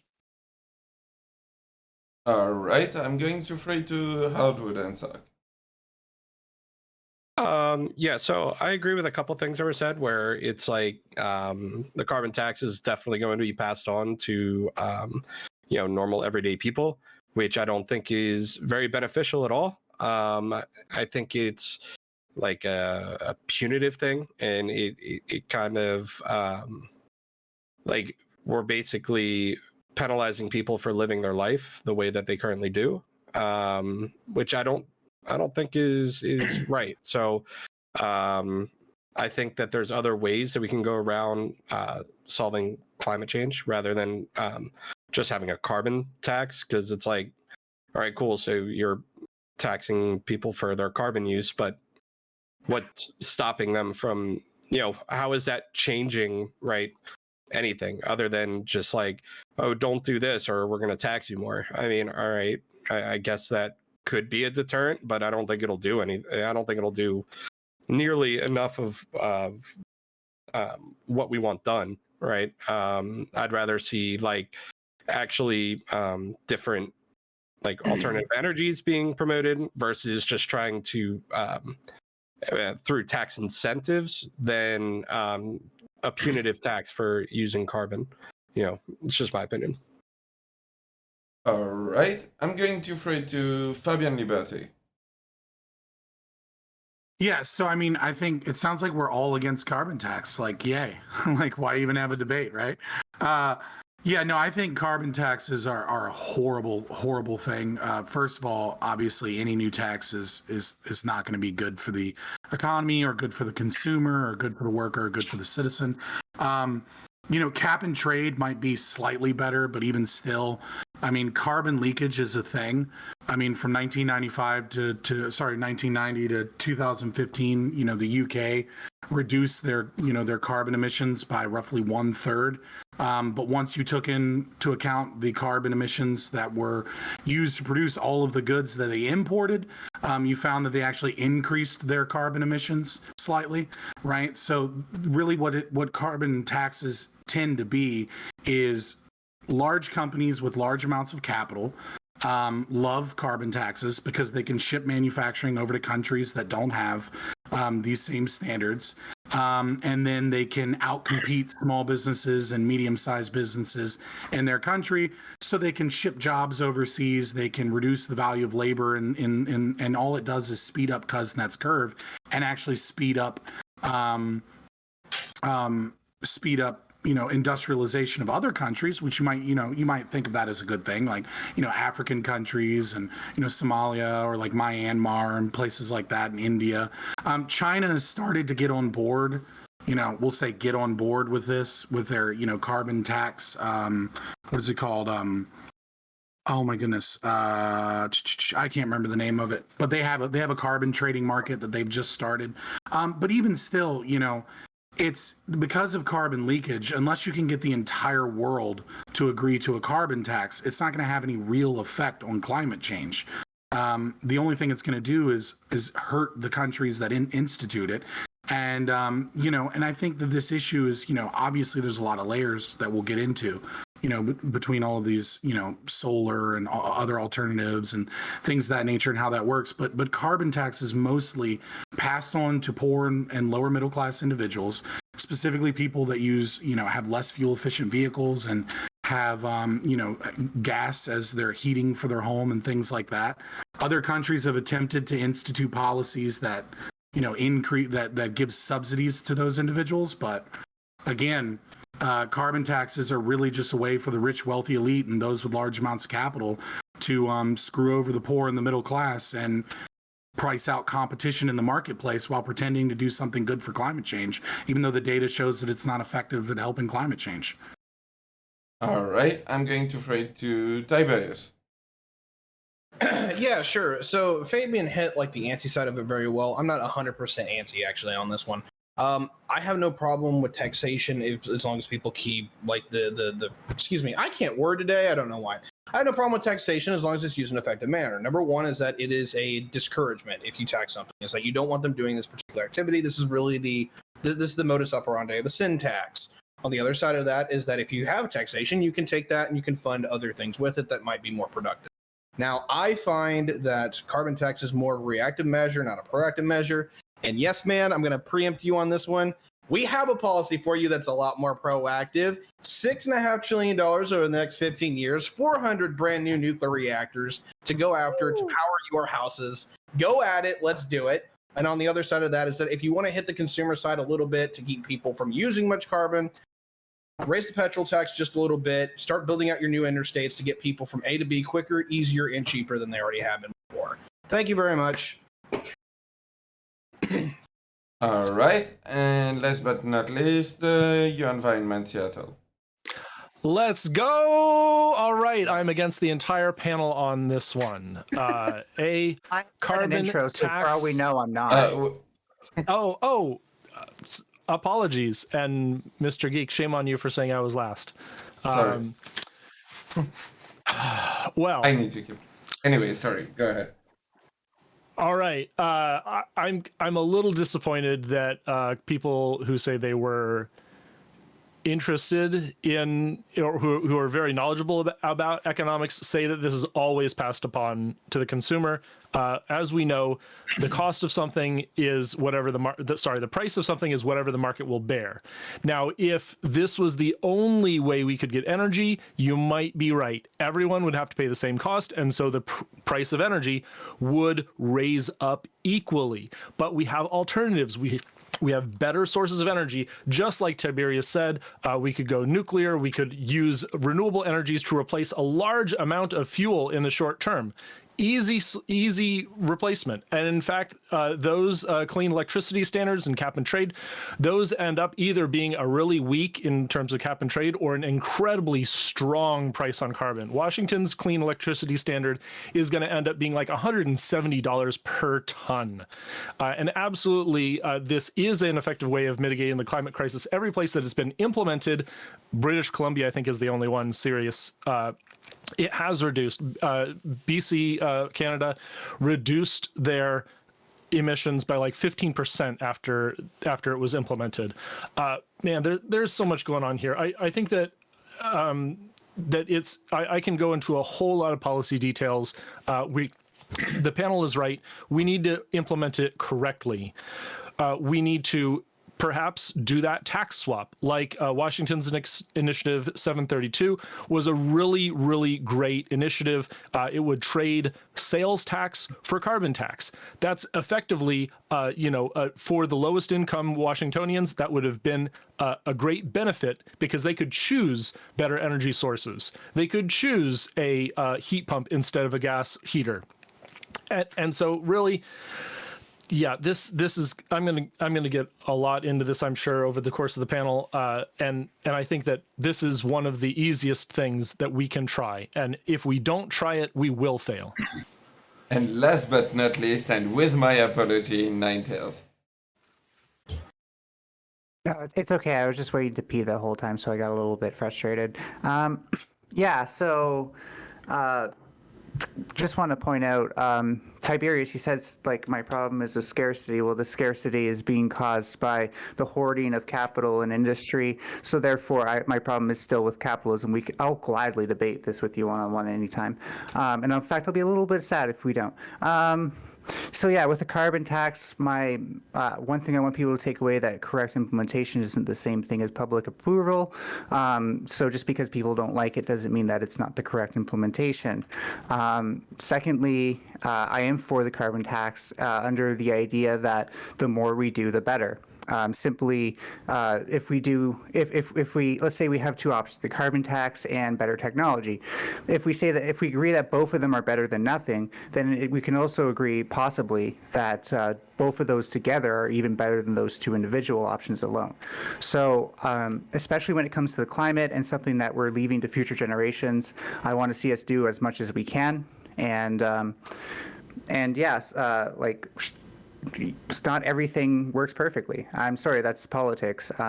We have to ask ourselves, what is the threshold for something being too problematic to be unviable? All right. Just for the record, and now really quick, I wanted to point out to Carl, I am for the carbon tax. I don't know where this idea that I'm against it came from. I said it's okay. Who's Carl? But I did say that it could do some good. I don't think we should just That's all. I just wanted to clarify. I think Carl is your environment, Seattle. Yeah, that's right. Yeah. I mean, if I can jump in, because I think we're back in the free kind of speech version of it, or free speaking, version. I mean, I just don't understand how anyone can get behind a carbon tax when it's been shown to not be effective because of carbon leakage. But that's because of cap and trade.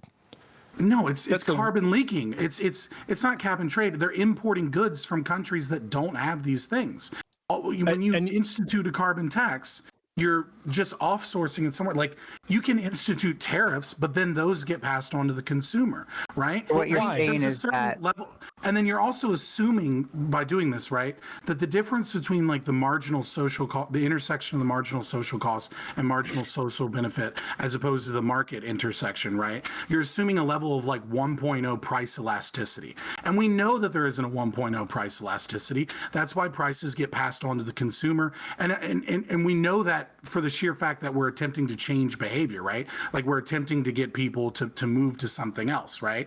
And so we know that the costs are going to get passed on to low income and middle income people. This idea that you can just buy a new heating system when you're a poor person that rents a house and it's your landlord that has to do that and you don't have the capital to do that, like it's absurd. Like it's a tax. You're talking about carbon leakage like it's an immediate failure. But here's the thing: But no, let me finish. Without this carbon tax, now you have two separate industries that are producing high amounts of carbons. Even if you have had this rerouting of trade, now there's still only one industry producing that carbon, and that's still better than nothing. No, but that's not what happens. That's not how carbon leakage works, right? You have two industries competing, one in America, let's say, and one in Myanmar, right? That's to point out this is a theory, so it doesn't really work out the way you say it does either. Right, but obviously, right, there's price elasticity here, right? Like some people will just absorb the price, and this should theoretically reduce carbon and obviously the entire panel is obviously working off the presupposition that it will do anything, even if it does work, or that like man-made climate change is like something. Yeah, something does more than nothing. Something always does more than nothing. Policy is not a bad policy. Is not that way. The best thing you can do is free the market. And if you're gun to my head, right, and I have to be taxed, and I have to support some form of taxation in order for us to change climate change, right? Where is my fucking thorium nuclear salt reactors, right? Like my thorium salt nuclear. Like the whole premise is that carbon leakage. Your whole point is that carbon leakage nullifies this when it doesn't. I just pointed out that the amount of carbon being produced by the global industry has to go down in order for carbon leakage to even happen. So how do you account for the fact that in England, in the UK, right, from 1990 to 2015, costs rise, carbon footprint goes up, but they've reduced by 1/3 their carbon footprint, and they've just imported goods from other their carbon footprint would have been even larger had they not done any of those mitigating factors. And the UK has eliminated coal use since then. There's a really convenient boundary of 2015 is that their emissions went down massively because they eliminated coal use. So they started importing natural gas. Okay, so to break this apart, Carl's right on eliminating coal use, and that's something to be considered. But on the other side of that is that what Fabian's getting at, which is absolutely a big thing, is that you can actually use a carbon tax to shoot yourself in the foot. Because if you make an industry not produce at home, and you have an industry that is in another country produce it, you not only have the changeover of you doing carbon, which may have even lesser restrictions on pollution, carbon emissions, all that kind of thing, but you actually can increase the global uses of carbon because you're transporting it from one to another instead of actually having it there domestically, which is a huge amount of transition cost. Isn't this the same argument for every free trade argument? Yeah, and by the way, no one's here saying that carbon tax works in a vacuum. You clearly need to provide alternatives. What we're saying is that it's better than just doing the alternatives on their own. No, that's a logical fallacy to say that doing something bad is better than doing nothing at all. Doing nothing at all. You haven't established that. You've claimed that it's suddenly bad because there's carbon leakage, but I've just pointed out that the global industry of carbon the global carbon footprint goes down. Press X to down. Real quick, I want to throw it to TouringNews. Well, about like the impacting like lower income people, I think that any person who drives to and from their job should get all of that money back in their taxes. Like there are things that can be very simply written into these policies, into these bills, into these tax collections that are going to help the people who are on the lower income brackets do better. The part of the reason why I said I wanted to go for a progressive carbon tax based on the amount that a person uses and consumes is because in theory, if you have more disposable income, if you're doing more traveling, if you're doing more carbon intensive stuff, then those are the people that would be shouldering more of the burden for it. Now, I do want to hear. I'm going to be listening from Carl to learn like how like the city carbon tax thing is working. And to go back to what Fabian said, if they hadn't done, I can't prove what would have happened, but if they hadn't tried to do those carbon mitigation efforts domestically, we don't know what their outcomes would have been. And if we're going to be having a problem where everybody's shipping and outsourcing to country and going to this country to do it and so forth, then you can begin to look at, okay, well, do we really want to get goods from that kind of country or from that kind of company? Or do we want to allow our actual industries to relocate and offshore? I'll stop there. So you institute a tax that causes problems, and then you're like, oh well, since we've got more problems, we'll just institute tariffs and more taxes, right? And then we'll just have this runaway taxing problems, carbon leakage. Right? So like, you didn't solve anything, and you just caused emissions more go up in China, they go down. And how are emissions you? go down in China? How are you going to fix it? Sorry. Wait. No. I want to throw it to Hardwood and Sock, who has been waiting patiently, and after that it will be for Carl. So, like, I guess like what I don't understand is like a carbon tax is a punitive tax, right? So like I don't understand why that's a better option than giving tax incentives for switching to a different form of energy. Right. I don't understand why we would rather, penalize people, right, for using carbon versus incentivizing people. So this way, like they're not actually getting taxed. Right. It basically, you're going to get a rebate or something. Right. For switching to, solar power or wind power or, like I don't understand why we have to go down this carbon tax route, which is a punitive tax instead of, incentivizing. Because their consumption is harmful to the planet. Therefore. Okay, but if it's not punitive, then people are never going to stop using carbon. Okay, but like for me personally, right? If the government comes to me and it's like, here, we're going to give you, $1,000, right, a year to switch to, solar power, right, for my house. Right, I would be a lot more willing to do that than, all right, well, we're going to tax you 5% more for carbon tax, right? Like I don't know, I would be a lot more willing to do that than. There's great news. You can do both. Doesn't have to be either or. I want to throw it to Carl, and after that, thank you.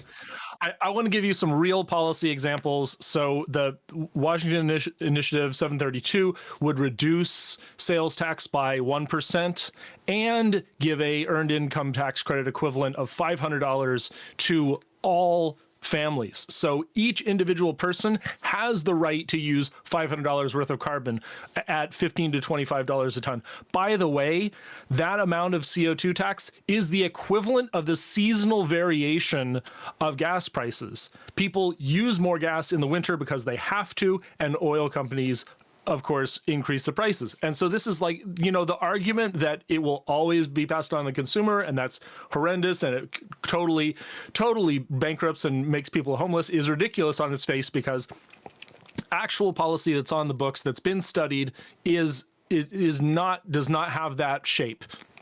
The other thing is that we need to have international agreements when it comes to carbon tax. This works with electricity because electricity has a border adjustment already. Every country that has done cap and trade or carbon tax on the grid has a border adjustment or a reconciliation for that. And incentives aren't exactly going to work.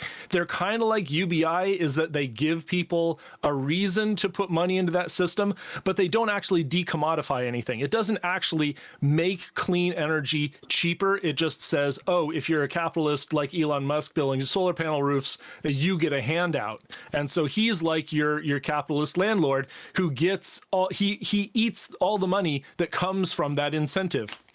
And the final thing, because it's sort of my hobby, is that wind and solar right now are still propping up the fossil fuel industry. We don't have any price on storage. We don't have any mandate to get rid of carbon. And if you only incentivize solar and wind, you get companies like Puget Sound Energy that get almost $1 billion to build up this gigantic wind factory, and then they still pump their gas because the wind helps them save fuel and they still make profit. I want to throw it to Tiberius, and after that, Fabian. Appreciate it. So this is a bit of a reply to Salk, but it's not that I overly disagree with you or anything. Like when it comes to taxation and public spending, you have things like basically negative and positive stimuli into an environment, right?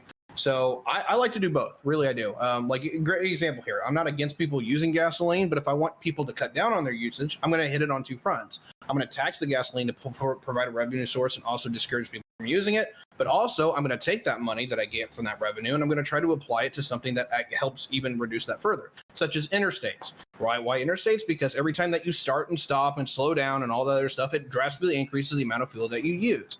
Double whammy. I think it works. Now, I'm more still against the carbon tax just overall because I think that Fabian's right here. The leakage is a huge problem. But as far as everything else is considered, like it's just too reactive and not enough proactive. Let's start building our nuclear plants and go with the more positive attribute because we know it can work. Oh, you hurt me. Build trains, not roads. Building roads has this sort of Jevons paradox induced demand issue. So I just got to say something there. Let's build out mass transit. Also, we should be trying to make more efficient nuclear power plants, not new ones. No, all right. It's a million times more energy dense. It doesn't matter how efficient it is at this point. I want to throw it to Fabian. Yeah, again, it more efficient or not, right? Like I agree with Yes TV on that, right? Like, and as well as Ninetales Cosmic Fox. Sorry, I had to read that all out, right? I think thorium salt reactors. I think the only person, and this was as someone that is an ANCAP, which is radically right wing in some ways and radically libertarian and somewhat left wing in others, right? I kind of liked Andrew Yang. I didn't like a ton of his stuff, but the fact that like someone at the very least was talking about this in like a so how you pay for it was nice. Right. I mean, like I said, gun to my head, I if I had to choose between a carbon tax and funding on that, that's one thing. What I would do is get the government out of the entire climate change thing completely altogether and get rid of taxation and get rid of the state. But anyways, moving on, I wanted to address what you said, TouringNews, about this idea of like things getting past the consumer. And I think something that needs to be talked about is just a teeny bit of economic theory here, which is marginal propensity to consume and marginal propensity to save.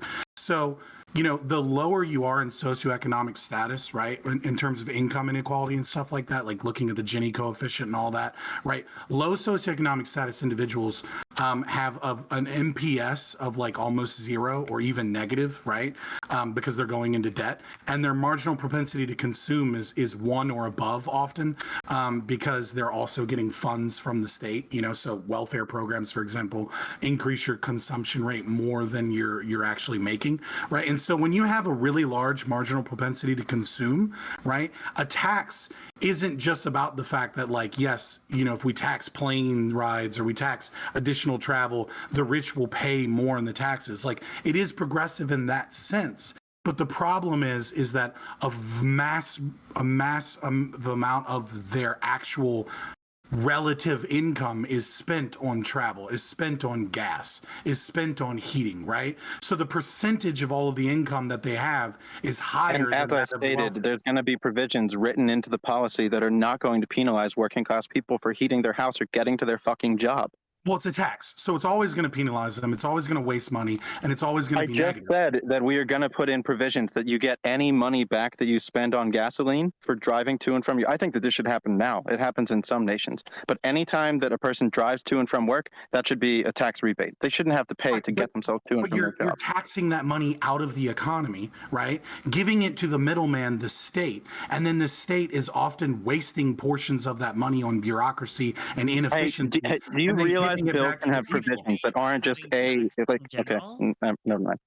I mean, like, if you're upset by my argument that the government is inefficient and that by pulling money out of the market, what you do is you slow down creativity. And I'm upset that you're not listening to me, that my bill isn't just going to be a one sentence flat tax to do everything. Like, I'm trying to say it's probably going to be a 300-page tax thing that gets written, and there's going to be a lot of different positions within it. But, you can stick on the one point if you want to. It's not that I'm sticking on one point. I'm just sticking on the presupposition that I think almost everyone can agree to, that anytime money is taxed out of the economy, that some of that money gets wasted.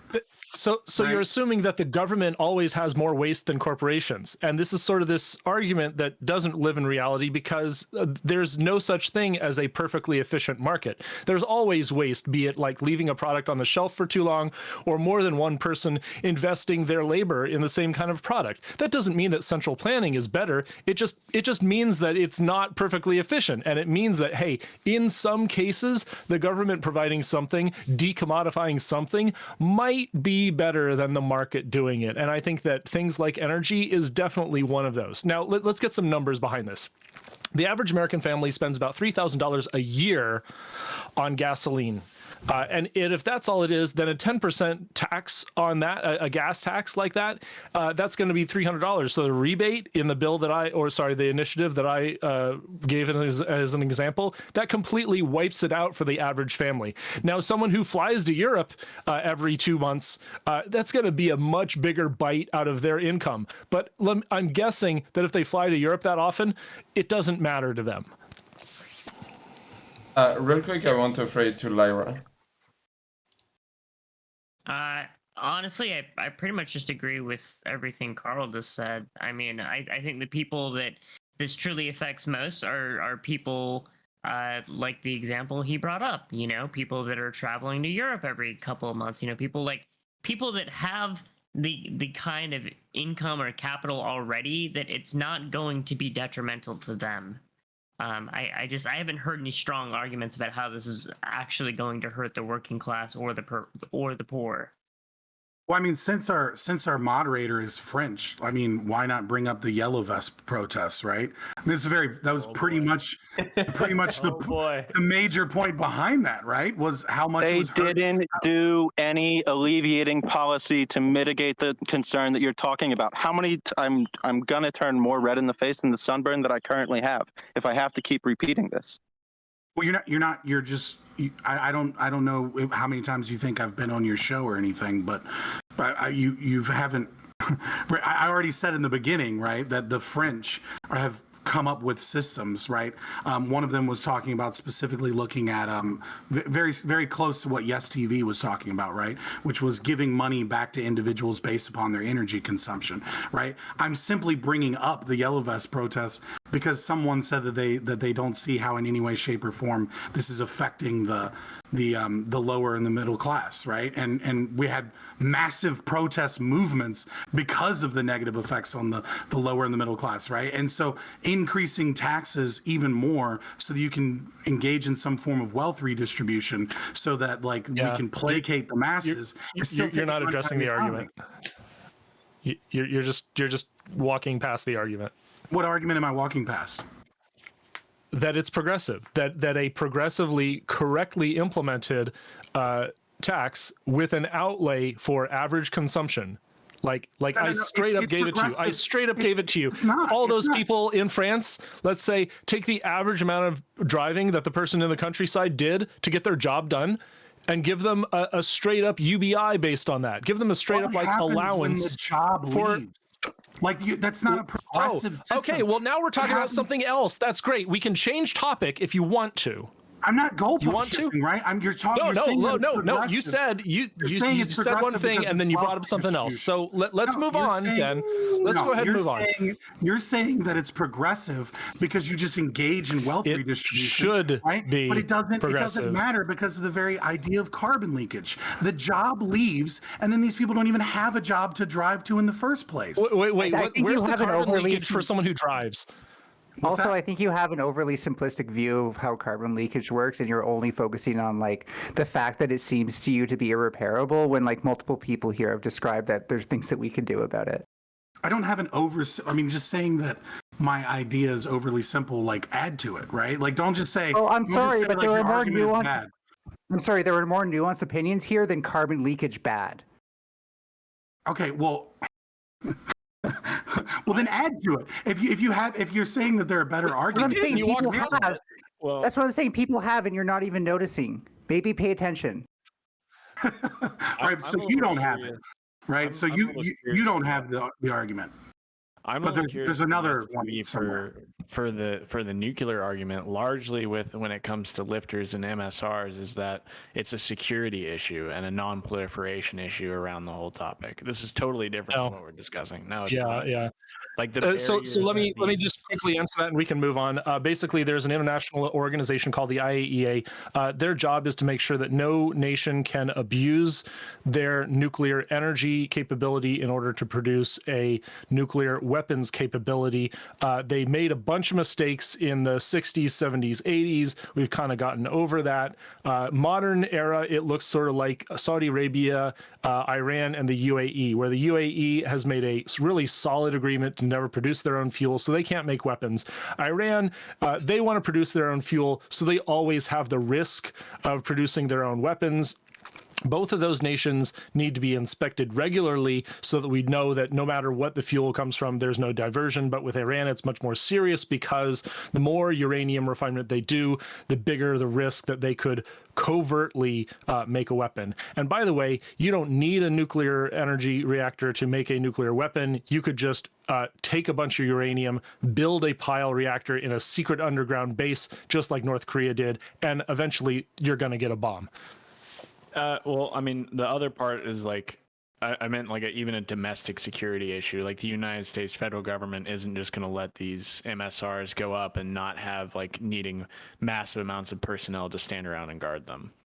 Yes. Is that? Yeah, Okay. and that's it. Well, I mean, and that's the great thing about nuclear energy. If you love labor, you should love nuclear because it needs more labor than any other energy source. Okay. I mean, that's going to get automated more down the road. It's also one of the most automatable systems, in my opinion. Are we talking about like thorium reactors? Because I thought that was kind of the new thing, and we're trying to sort of go that direction. Well, instead of I just remember that nuclear. being like an old kind of meme topic, was that with they were going to pave the way to the new kind of nuclear future. And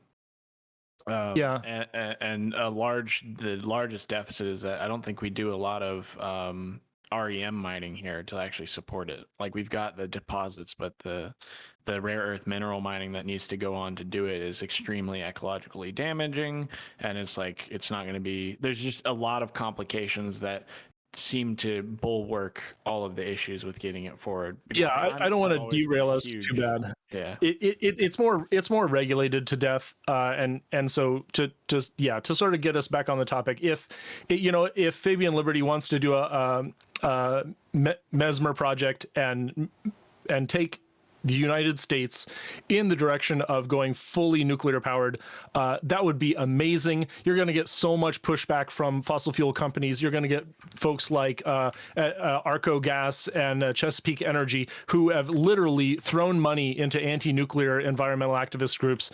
Capital is absolutely going to reject shifting the status quo. So, you might say that my policies are impractical, but the idea that we can just, straight up decide to go nuclear because we will, kind of ignores the fact that capitalists have their hand in the tendrils of government.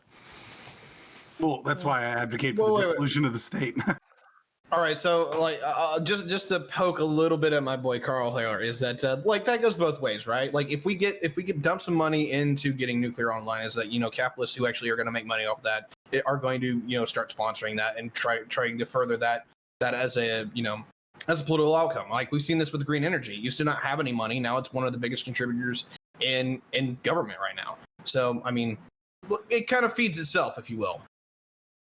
Right. Well, and again, I'll say that you just have to look at the intermittency problem. Is renewable energy is amazing for oil companies because 1/3 to 2/3 of the day they're still making bank on that stuff they pull out of the ground.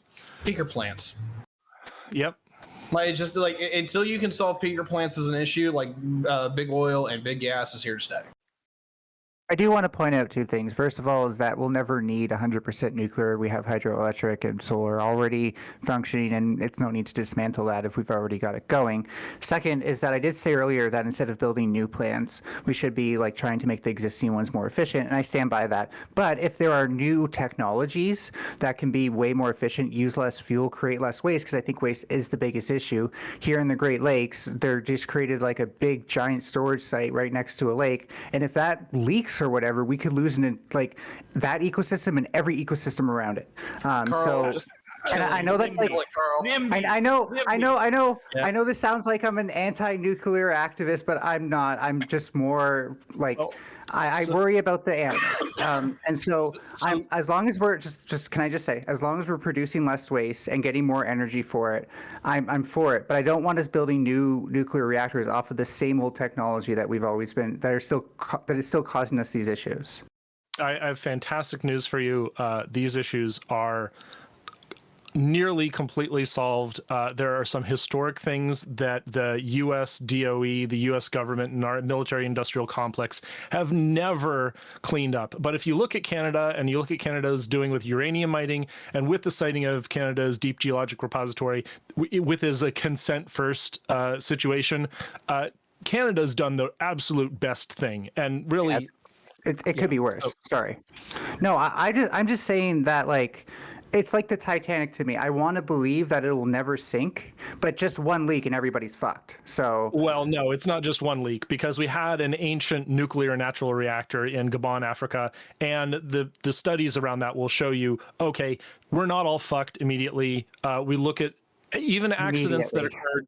No, even accidents that occurred in human history have not done an inordinate amount of harm. They've certainly done far, far, far less than fossil fuels, and even arguably in the early ages of renewables, when people were still falling off roofs and off of those nacelles of the turbines, that more people died before 2015 per kilowatt hour from renewable energy than have ever died from nuclear energy.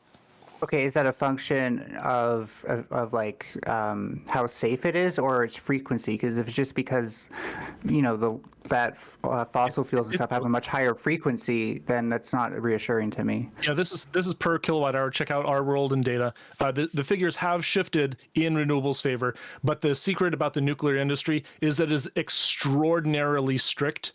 My closest plant has gone 12 years without a work stoppage incident. You need to be trained. You need to hold a guardrail or you get written up. You need 2 people to operate a ladder all the time. Yeah, it's become the most trusted industry because of the stigma around it. Yeah, and I'm 100% sure they make it as safe as possible. But yeah. Sorry, yeah, I want to throw it to TouringNews. Yeah, I wanted to go back to the leakage thing and try to come at this to see if we can come up with something that would work out together. So I'm gonna, Fabian, if you want to join my team, and imagine that you for all intents and purposes would agree, that if you don't mind switching and agreeing that, okay, we're going to do some kind of carbon tax. How would you go about doing something to alleviate what you consider to be this issue, which is kind of seeming to be the large issue for you? So I kind of want to try to see if we can get to an agreement or a consensus on it. Well, I mean, the presupposition there is that I have to agree with you, and then how would I best agree with you? I don't understand. What's the thought experiment here? What would if you thought that the biggest problem was importing carbon from other nations, what would you do? I mean, for me, I would want to go through an international body and try to do, I do not like doing sanctions. Almost 99 times out of 100, I think that they're always war crimes. I don't really like tariffs at all. If it was going to be found that horribly environmental polluting practices were being undertaken to manufacture goods and services, if a body of different nations got together and they agreed to do some type of limited targeting of said nation, then I would be in favor of that. But that would be some of where my thinking. If I was forced to engage with the state taxing, with state carbon taxes, right? And that's kind of where we were at, right? So let's just presume that that's where we're at. I guess the next best thing for me, right, other than just the government getting disinvolved, would be to work on information failures, right? So maybe informing the public with some form of, because that would probably be the cheapest tax system I could think of, would be to set up something that allows some form of labeling on products or something that allows individuals when they go somewhere to be able to make a more informed decision at the grocery store, at the Walmart, or wherever they are, and they can see that yeah, this shirt costs $3 more, but this shirt doesn't have the sticker that says that it's meeting whatever governmental standard of carbon emissions. So at least then you can reduce the information failure, because I think some people would choose to buy products that are more green, but maybe don't have the capacity to do that because they're not necessarily well informed about what they're purchasing, right? They're just kind of purchasing what seems to be like a decent product. And at a price that they want, right? And so like maybe if you can inform the public of like the social cost, right, by having some type of labeling or having some type of understanding, because I don't want to sanction and I don't want tariffs, right? But I think there are a lot of people with, you know, a little bit of disposable income that would choose to buy products that are green energy. And if we could have some form of like letting people know, hey, this product that you're buying is causing climate change issues, right? And this other product that's $2 more is doing it ethically and responsibly. I would love for that to work. The problem is we see with like organic foods and like with the renewable energy standards is that corporations find ways around things that are not verified. If we have anything that's non-verifiable, if it's only marketing, it's not going to work. And so maybe we can find a middle ground here. I don't agree with the state, but like that's my second option, right? I think it's ineffective as well, and fraud and lies and abuse will be used, especially when, you know, the large corporations with capital have the ability to influence the way these things are written, right? You know, but I mean, if I had to choose a carbon tax, how would I alleviate it with the most free market principles I can think of? That would be my next step, right? I guess I just Turing's hopefully reconnecting. You know, I think the reality is that we are forced to interact with the state. I would love to see the state dissolved, but that's not the reality, and so we need to choose the best policy that we can implement within the state. There you go, Turing, you're back. Oh, this is since we kind of maybe I'll give an opportunity for another shift is populations and population growth being like probably the #1 driver of kind of climate issues. I know this is like the touchy no topic because it's like, oh, population controls in the world government's trying to bring us all down, kind of Alex Jones into your vibes. But like, I'm like, yeah, I can answer that. Yeah, so like I very much would be interested in like exporting education and resources to try and bring down this idea that we need greater and greater populations. Like we need people to stop having kids. There's a really good, I mean, he's kind of used to be a super edgy comedian, but Doug Stanhope has this really good like bit on abortion is green or trisomy and abortion is green about like one stinking baby does more damage to the environment than 1,000 Dow Chemical Corporation plants combined. Like population in whole is like really important. That's not a function of existing. That's a function of having an incredibly wasteful economy and society. The best example would be food waste. Globally speaking, we waste 2/3 of the food that we produce. That means 60% of the food that actually is farmed and attempted to be produced gets wasted before it even hits supermarket shelves. And this kind of thing tends to apply to many other industries and sectors too. If it wasn't honestly about profit motive, we could do so much more with the resources we have, but honestly, things get thrown out for damaged packaging. We have all the resources, we have all the lands, like the quote unquote, because I'm a green anarchist, so I try to think about things from ecology. The carrying capacity of an area is not just the population, it's a whole bunch of other factors, and we can modify those factors to accommodate these things instead of telling people what to do with their bodies. And I'm sorry, abortion isn't green if you're telling people they can't have kids anymore, because you're now taking away the autonomy that abortion is supposed to give them. Okay. So what you're saying is that the MGTOW community is green energy? Maybe. I want to get back. I want to get on this for a little bit on what was Shave's comment, because what you kind of have got into with that is the problem of population growth is really already solving itself. The Western world, for most developed nations, have had a negative birth rates for almost 30 years. The United States is actually under that. It's immigration that keeps us over it. The developing world started having a birth rate collapse about 15, 20 years ago, actually, and they're on their way not negative, but they're almost on their way to being even, if not negative. And now we're starting to see in the last 5 years, the developed or the undeveloped world is even having this problem where their birth rates are collapsing. So unironically, the human race might actually start looking a lot more like the Eldar come 2100 than a lot of people thought. Wow. Not to mention there was a point. Not to mention there was a point where like having kids was like directly related to your family's like success, and now that's like it's more about going to school and stuff like that than like your actual family size, like what determines your chances of success. So it depends where in the world you live. If you have a larger True, family true, in developing 100%. nations, yeah, and so Well, that's why I think we need biggest energy thing is- wealth everywhere. I mean, the biggest thing is the education of women and women entering the workforce, right? When women get educated and they enter the workforce, it drastically reduces population growth, right? And increases economic viability. I mean, from a very right-wing position, right? Like there's a certain argument to be, certain cultural arguments to be made about the issues of two-parent income households and how capitalists take advantage of the devalued labor and stuff like that. But for the most part, I would say that women entering the workforce and being educated is probably a positive and also reduces some of that population growth significantly. I was going to say, though, that's just another reason we need to get rid of rape culture on campuses.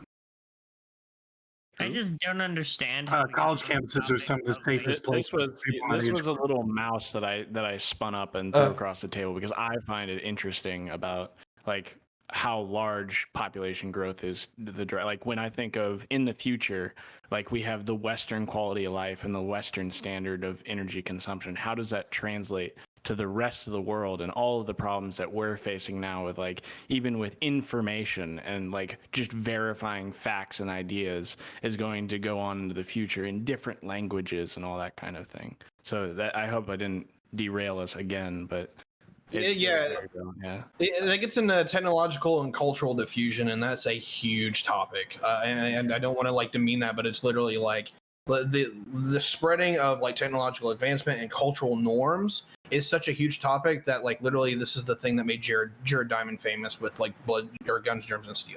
TouringNews is trying to talk. Real quick, real quick. I want to throw it to Lyra, and after that, Touring. Oh, I was just saying, I don't understand like how this relates to a carbon tax at all. I think this is such a non-issue when we're talking about like carbon emissions. Like we're not worried about like birth rate right now, guys. Like it's fine. It's totally fine. Also, we just had like a global pandemic that killed like a shit ton of people. Like it's not a concern. Like why are we discussing this and not like carbon tax policy? I guess is the only thing I wanted to say. It's because I don't know too much about carbon tax. Yeah, I've been roboting for a while, so it's been hard to jump in. From my like looking through like certain energy technologies, there's agrovoltaics in France where they're building solar panels over top of grapes, and then they're getting like a double benefit where the grapes use less water and the solar panels are getting chilled. There's heliogen, which is improving mirror beam technology to a central focal point to then store energy down in rock beds. There are better ways of doing hydrolysis and so forth. So I don't think that there's any need to ever really be concerned about population growth now. There's plenty of food production. There's plenty of arable land and so forth. It really just comes down to, as everybody has been talking about, it comes down to the profit motive. Can you get it from here? Can you get to there? But the thing that terrifies me about this entire conversation and what I'm concerned is true is that we in the West, whatever you want to call us, we've had such cheap goods for the past 50 years, and we've never paid for any environmental damage or any externalities or so forth. And the shock as we try to realign into a system that is, adequately compensating labor, adequately taking care of the planet. Because as Ninetail said, it's not just about, can humans live like in a place? Do you have insects? Did you have like a huge fish die off and now you have a bigger algal bloom in your rivers? Or, are you Bitcoin mining into Lake Seneca and then buying cap and trade things, which is why I don't exactly like that. So I'm driving around the country and I keep talking to these farmers and they keep struggling and they keep saying like, well, this is going bad and that's going bad. And I'm getting further and further west and things look pretty bleak from my position. Specifically, my biggest concern is what's going on with fish populations and just massive fish die-offs.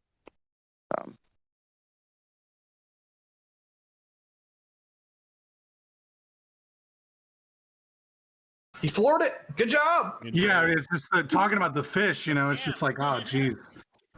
Like I really want to get into chemicals in the ecology water. right now, but I know that getting into ecology would just be the wrong time.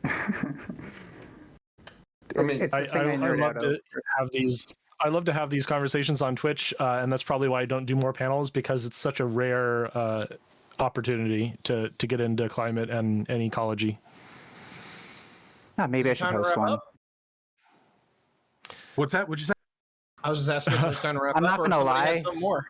I have another debate tonight and more to do. So if I could do a closing statement and go, Yeah, that would make things lighter. I think it's a good time to wrap this up. Well, Ninetales, you start closing statement and tell people where they can find you. And also, thank you everyone for joining us tonight. Really had a blast. Hope you had too. Ninetales, take it away. Yeah, this was super fun. Thank you everyone for coming tonight. I've met a lot of cool people I've never spoken to before. I'm Ninetales Cosmic Fox, twitch.tv/Ninetales Cosmic Fox. It's all words, no numbers there. And I mostly do debates and stuff like that. I forgot to mention at the beginning, and this is so exciting, that me and my friend Tina and Rain are going to start a podcast called the Eco Searching Podcast, where we bring in everything from politics to philosophy and, of course, ecology. We'll do like case studies and interviews and stuff like that. We really want to link like leftist politics with what's going on in the environment right now. And like the principles of ecology. So if you think you're interested in both of those things, follow my Twitter. My Twitter is @M9, and then Scarlet with 2 T's. So that's M9 Scarlet. Follow me on Twitter. We're expecting to launch it mid-August, and it's going to be super duper fun. It's going to change the way you see nature. So yeah, thank you for having me, Geek. I'm gonna log off right now so I can take care of some stuff. And if you follow me on Twitter right now, I have a debate coming later with Avi Bitterman. A lot of you probably know him.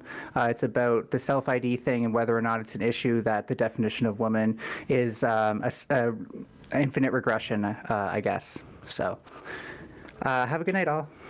You have a good one. Night. Thank you for joining us. I'm going to throw it to Fabian. Yeah, thanks for having me on again. My name is I'm Scott from Fabian Liberty. It's actually a duo cast. Me and my friend are both anarcho-capitalists. We do oh my gosh, podcasts on Tuesdays and Thursdays where we kind of go into specific issues. The rest of the time we're doing gaming, or sometime we're hoping to start doing D&D streams on Wednesdays, tabletop sim. And yeah, it's a fun place, come join us. But in terms of a closing statement, I think the carbon tax is just a very ineffective way of dealing with climate change. I think that the government involvement in general is ineffective. I think that, understanding that under monarchies we had roughly a 5% tax, under constitutional and parliamentary monarchies we had roughly a 15%. Under liberal democracies, we're steadily approaching 50% effective tax rate. And with this much parasitism and this much money taken out of the economy and spent on all of these different government programs, war and social safety net and things of that nature, I think we slow down the ability of the economy to grow. And just the idea of adding more taxes to slow down the economy further, to me, just sounds like less innovation in the market and less ability for us to deal with climate change. I do think that there are market viable solutions to climate change and the climate crisis. And I think that by just adding in policies that are going to ship jobs overseas and, affect domestic workers without actually affecting in a positive way the carbon that is produced is a negative thing. You know what I mean? And we see just how deeply rooted this is. I mean, in states like California, Texas, New York, Minnesota, they have over 100 different forms of subsidies and programs for solar, right? When you think about that much money taken out of the marketplace to support different policies and and different new taxes and different industries, and you're seeing very little positive effect in this change, I think it's time that we try something new, which is to free the market and really allow the market to be able to solve these problems. And so I guess that would be my my closing statement. Please, if you're going to do something with the state, let's work on information failures and let's work on nuclear. Yeah, I think that about sums up. Come check us out. And thank you for having me on again. I appreciate it. Yeah, thank you for joining us. I'm going to throw it to your environment, Seattle. All right. Okay, I'm not muted. Great. So I think that the idea that the economy is going to be taxed to death from anything that could possibly work is exactly what the ExxonMobil lobbyist was saying when he was, bragging to the undercover Greenpeace dude that, oh, we will support this because everyone hates it. It's the controlled opposition. It's drawing no distinction between degrowth and energy austerity. Those two things have deep and significant differences. The IPCC shows we can maintain current technological and productivity growth in at least 3 out of their 4 scenarios for the special report on 1.5 degrees. It is definitely in the cards that we keep some semblance of modern life and solve the climate crisis. We just have to choose to do the right thing. And putting a price on pollution is one of those right things. It's one of those things that we really haven't tried effectively. We haven't had enough border adjustments. We haven't had enough commitment, and we haven't had international agreements to get it done. So yes, it works in isolated incidences. And that just means that the better we get about international trade and international responsibility for climate change, that we can see it work better. If you want to free the market, maybe I'll play chicken on this. Go ahead. Let's start by denying corporations the protection of the courts. If you're going to pollute, there's no shield for you. There's no limited liability anymore. You're going to pay 100% of the damage that you do. All right. Yeah, thank you for joining us. Oh yeah, thank you. And I forgot, did you tell people where they can find you and everything? Oh yeah, you can find, here's a link tree for me, linktr.ee/YESTV, or just go to that yestv.org and you'll get to my YouTube and a bunch of links spill out from there.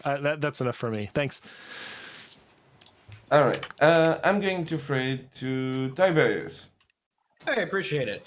So what Yes Man was just talking about a second ago is the concept of market failures in negative externalities, where basically money doesn't get thrown into the thing that it should be because the cost isn't there represented in the final product.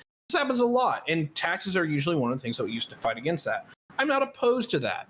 I'm not opposed to carbon taxes just as a negative, but as I said in the original opening statement, is that I feel like this is a lot more reactive. It isn't going to near the amount of what we want it to do as something that is proactive. We need to be really, really serious about nuclear. We need to be really heavy-handed about getting that done, because I don't see anything else that's really all that great as far as helping out carbon emissions.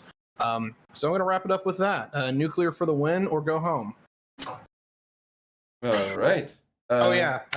If you like what I had to say, you want to go check out all the other stuff I do, just follow me on Twitch, or at least just hit up my about section. I've got plenty of links for you, plenty of different content you guys can check out.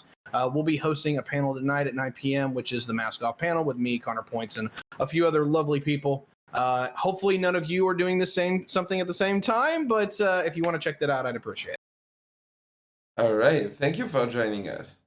Thank you. I'm going to throw it to TouringNews. You're muted. No, I'm not muted. Thank you for dealing with me. I am in a park. I am being a good person. I was, oh wait, how do I flip my camera around here? Is it possible? Yeah, there we go.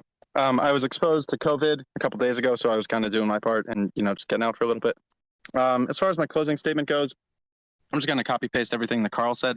He's a lot more knowledgeable on carbon taxes than I am. He's a lot more knowledgeable on nuclear than I am. I did have this is a little bit below the belt since you can't exactly explain or respond. Fabian, you said that there was 100 some subsidies for solar and so forth. I would say that the oil industry has a $750 billion military subsidy, and if you look at the history of what the Navy does, it's basically just out there to secure oil. So I think that there's plenty of subsidies that we could talk about that go into the oil industry. I've been on a road trip around the country. If anybody wants to see my stuff, it's twitch.tv/TouringNews. I've interviewed maybe 30 or 40 different farmers. I've gone to a couple different farms. I worked at one for about 2.5 months this year. I've been going across the country in a 1995 GMC Jimmy, trying to just get some good footage out there and learn. And thank you for having me onto the show, Mr. Geek. So if anybody likes that kind of stuff, twitch.tv/TouringNews and twitter.com/TouringNews1. Just to respond real quick. Touring News, I would love to talk to you at any point in time about how awful the oil subsidies are and how much the state is propping up climate change by paying these fuckers money. Like, don't think of me as the standard right-wing talking point. Well, you're both in the group, so if you want to get in touch and organize something, offline, you can do it. But yeah, thank you for joining us, Touring. Really appreciate it. I'm going to throw it to Hardwood and Sock. All right, cool. So I guess in regards to carbon tax, like I just don't see. I still would prefer incentives over carbon tax. I do understand like Tiberius's point earlier, where it's like you want to attack these things from both angles. So I do kind of see that. But like for me personally, I would still rather just see like an more of an incentive process than a punitive process. I don't know. I don't think a carbon tax is going to solve the issues. I also would rather like to, heavily invest into nuclear because I think it's a very robust system. I think it's probably the most sustainable at the moment. It's just expensive to like kind of get up with building all the nuclear plants that we have to build. But yeah, I don't know. That's just kind of my opinion on a carbon tax. I'd rather see incentives towards other sources of energy. Thank you guys for having me here. It was nice meeting all of you. Those of you who I haven't met before. I might reach out to some of you guys like offline. To have additional conversations on some of this stuff, because kind of like some of the conversation kind of got lost into stuff that I wasn't 100% on. So I'd like to get more educated on certain things. So it was a pleasure. Mr. Geek, as always, I appreciate you having me here. And I hope everyone. Oh, you can find me on twitch.tv/hardwoodandsock. I'm going to be streaming for a while longer, just, doing other things. So it'll be a fun night. But, thanks for having me again. And I'll see you guys, whenever I see you. Always a pleasure to have you, Hardwood and Sock. And thank you for joining us. I'm going to throw it to Lyra. Okay, well, I guess the main point I just wanted to say in regards to the topic was that I think that a well-implemented carbon tax is the most immediate solution that we can do in terms of trying to implement policy that combats climate change. I think it's a policy that could actually do some good, that could actually work.